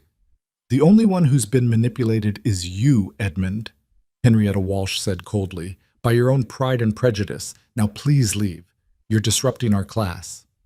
He left, his exit lacking the dignity he'd clearly hoped for, and Clara felt something shift inside her chest. This was it. The moment when the town had finally, definitively, chosen her side. Not because of Lucas's influence or political maneuvering, but because she'd earned their respect through her own actions. The class continued, but the atmosphere had changed. The women were more engaged, asking deeper questions, treating Clara not as a curiosity, but as a genuine authority. After it ended, several women lingered to speak with her privately, sharing their own health concerns, seeking advice they'd previously been too uncertain to ask for. Clara walked home that evening feeling lighter than she had in months. She found Lucas in his study, working on correspondence, and pulled him from his chair into an exuberant embrace. They defended me, she said, laughing and crying at the same time. The women of the town stood up to Crowley and defended me, not because of you, not because they had to, but because they wanted to. Lucas held her tight, his own relief evident. I told you your worth would speak for itself eventually. You believed in me before I believed in myself, Clara said, pulling back to look at him. That's what made the difference. You gave me the chance to prove what I could do. That summer, they received word that Clara had been accepted to the Women's Medical College of Pennsylvania for the fall term. The decision of whether to go and how to manage it logistically consumed their conversations for weeks. Finally, they settled on a plan. Clara would attend for 1 year, bringing Emma and James with her. Lucas would manage the practice in Millbrook, and they would reunite each summer. It wasn't ideal, but it was possible. The night before Clara was to leave for Philadelphia, Lucas held her in their bed, both of them acutely aware of the year of separation ahead. I'm going to miss you terribly, he said, his voice rough with emotion. The bed will be too empty. The office will be too quiet. Everything will remind me that you're not here. I'll miss you too, Clara whispered. Every single day. But Lucas, this is important. Not just for me, but for all the women who'll come after me. Every female physician who's taken seriously makes it easier for the next one. I know. That's why I'm letting you go, even though it's going to hurt like hell. He kissed her deeply, desperately. Promise me you'll write. Every week. Every week, she agreed. And you promise to take care of yourself. Eat properly. Don't work yourself to exhaustion. Margaret will make sure I survive, he said with a weak smile. She's already threatened to drag me to the boarding house for dinner every Sunday. The farewell at the train station was one of the hardest things Clara had ever endured. The twins, now walking and babbling, didn't understand why their mother was crying as she kissed their father goodbye. Lucas held her for a long moment, his face buried in her hair, his arms tight around her waist. 1 year, he said. Just 1 year. And then you come home. Home, Clara repeated, savoring the word. Yes, I'll come home. The year in Philadelphia was grueling and exhilarating in equal measure. Clara studied anatomy, physiology, pharmacology, obstetrics. She dissected cadavers with shaking hands that gradually steadied. She delivered babies under supervision, treated patients in the teaching hospital, absorbed knowledge with the desperate intensity of someone making up for lost time. The other students, mostly women from wealthy families with progressive fathers, were initially skeptical of the frontier widow with her 2 small children. But Clara's practical experience and fierce determination won them over, and she graduated at the top of her class. Lucas kept his promise to write every week. His letters were full of news from Millbrook, updates on the practice, expressions of how much he missed her. Clara kept them all, reading and rereading them on difficult nights when the studying seemed overwhelming and the separation unbearable. When she finally returned to Millbrook in June, carrying her medical degree and her 2 chattering toddlers, Lucas was waiting at the train station. He looked thinner, tired, but his face lit up when he saw her. Clara ran to him, the twins squealing with delight at seeing their father, and they stood on the platform holding each other while the world moved around them. Welcome home, Dr. Bennett, Lucas said, and the pride in his voice made Clara's eyes sting with tears. It's good to be home. The town's reaction to Clara's return was overwhelmingly positive. Dr. Clara Bennett, the first female physician in the territory, was a source of civic pride now, rather than scandal. The Ladies' Moral Improvement Society hosted a reception in her honor. The town council passed a resolution officially welcoming her to the community. Even Edmund Crowley, grown gray and diminished in the past year, managed a stiff nod when they passed on the street. Clara and Lucas established a true partnership in the medical practice, hanging a new sign that read, Bennett Medical Practice, Lucas Bennett, MD, and Clara Bennett, MD. They divided the work according to their strengths, Lucas handling surgical cases and complex diagnostics, Clara focusing on obstetrics and pediatrics. Together, they provided comprehensive care to the growing community, training other women in basic medical skills, advocating for public health measures that saved countless lives. The twins grew up in the medical office, playing quietly in the corner while their parents worked, learning early that healing was both a science and a calling. Emma, bold and brilliant, announced at age 6 that she would be a surgeon like Papa. James, gentle and observant, declared he'd be a teacher instead, passing on knowledge to others the way his parents had taught him. On their 5th wedding anniversary, Lucas took Clara to visit the 2 graves on the hill overlooking town. Catherine's marker stood beside a smaller stone for the baby who'd never drawn breath. A short distance away was the memorial Lucas had commissioned for Thomas and little Henry Hayes. Not graves, as their bodies lay in Philadelphia, but a remembrance nonetheless. Clara placed flowers on all 4 stones, speaking quietly to the ghosts of their past. Thank you for loving us well enough that we knew how to love again. Thank you for the gifts you gave us, even if we had to let you go. Lucas wrapped his arm around her waist, and they stood together in the summer sunshine, honoring what had been while celebrating what was. That evening, sitting on their porch while the twins chased fireflies in the yard, Clara reflected on the impossible journey that had brought her here. She'd arrived in Millbrook as a desperate widow with 2 babies and nothing but hope. She'd been rejected, judged, nearly exiled, but she'd also found love, purpose, and a place to belong. She'd become a physician, a teacher, a respected member of the community. She'd built a family from the ashes of loss, proving that sometimes the life you're meant for only reveals itself after the life you planned falls completely apart. Lucas took her hand, their fingers intertwining naturally, Catherine's ring and the wedding band he'd added last year glinting in the fading light. What are you thinking about? I'm thinking about stagecoaches and snowstorms, Claire said softly. About all the moments that felt like endings but turned out to be beginnings. About how the worst day of my life, being rejected in front of the entire town, led to the best decision I ever made. Marrying me? Lucas asked with a smile. Working with you, learning from you, building something that matters. She squeezed his hand. The marriage was just a bonus. He laughed and pulled her close, kissing her temple. A bonus. I'll have to tell our grandchildren that their grandmother considered their grandfather a bonus. Grandchildren, Claire repeated, watching Emma and James play. I suppose that's the next chapter, isn't it? Years down the road when these 2 are grown and starting families of their own. Years and years, Lucas agreed. A whole lifetime of chapters still to write. They sat together as darkness fell, watching their children play, listening to the sounds of the town settling in for the night. Somewhere in Millbrook, a baby was being born, a wound was healing, a life was being saved by the knowledge and care of 2 physicians who'd found each other in the most unlikely circumstances. Clara had crossed half a continent searching for security and found instead something far more valuable: purpose, partnership, and proof that rejection could be redirection towards something infinitely better than what had been planned. She'd been the mail-order bride who arrived with twin babies only to be refused by her intended groom. But that refusal had led her to Lucas Bennett, to a medical career, to a life of meaning and contribution. The man who'd rejected her had faded into irrelevance, his name rarely spoken, his influence diminished. But Clara's name was spoken often, with respect and gratitude, by the families she'd helped and the women she'd inspired. That, she thought, was the best possible revenge. Not bitterness or retaliation, but a life so full and meaningful that the rejection that might have destroyed her became instead the foundation of her greatest success. Emma ran up to the porch, her face flushed and happy, fireflies glowing in the jar she carried. Mama, look! I caught 7. Clara pulled her daughter into her lap, breathing in the sweet smell of her hair, feeling the solid warmth of her small body. 7 is wonderful, sweetheart.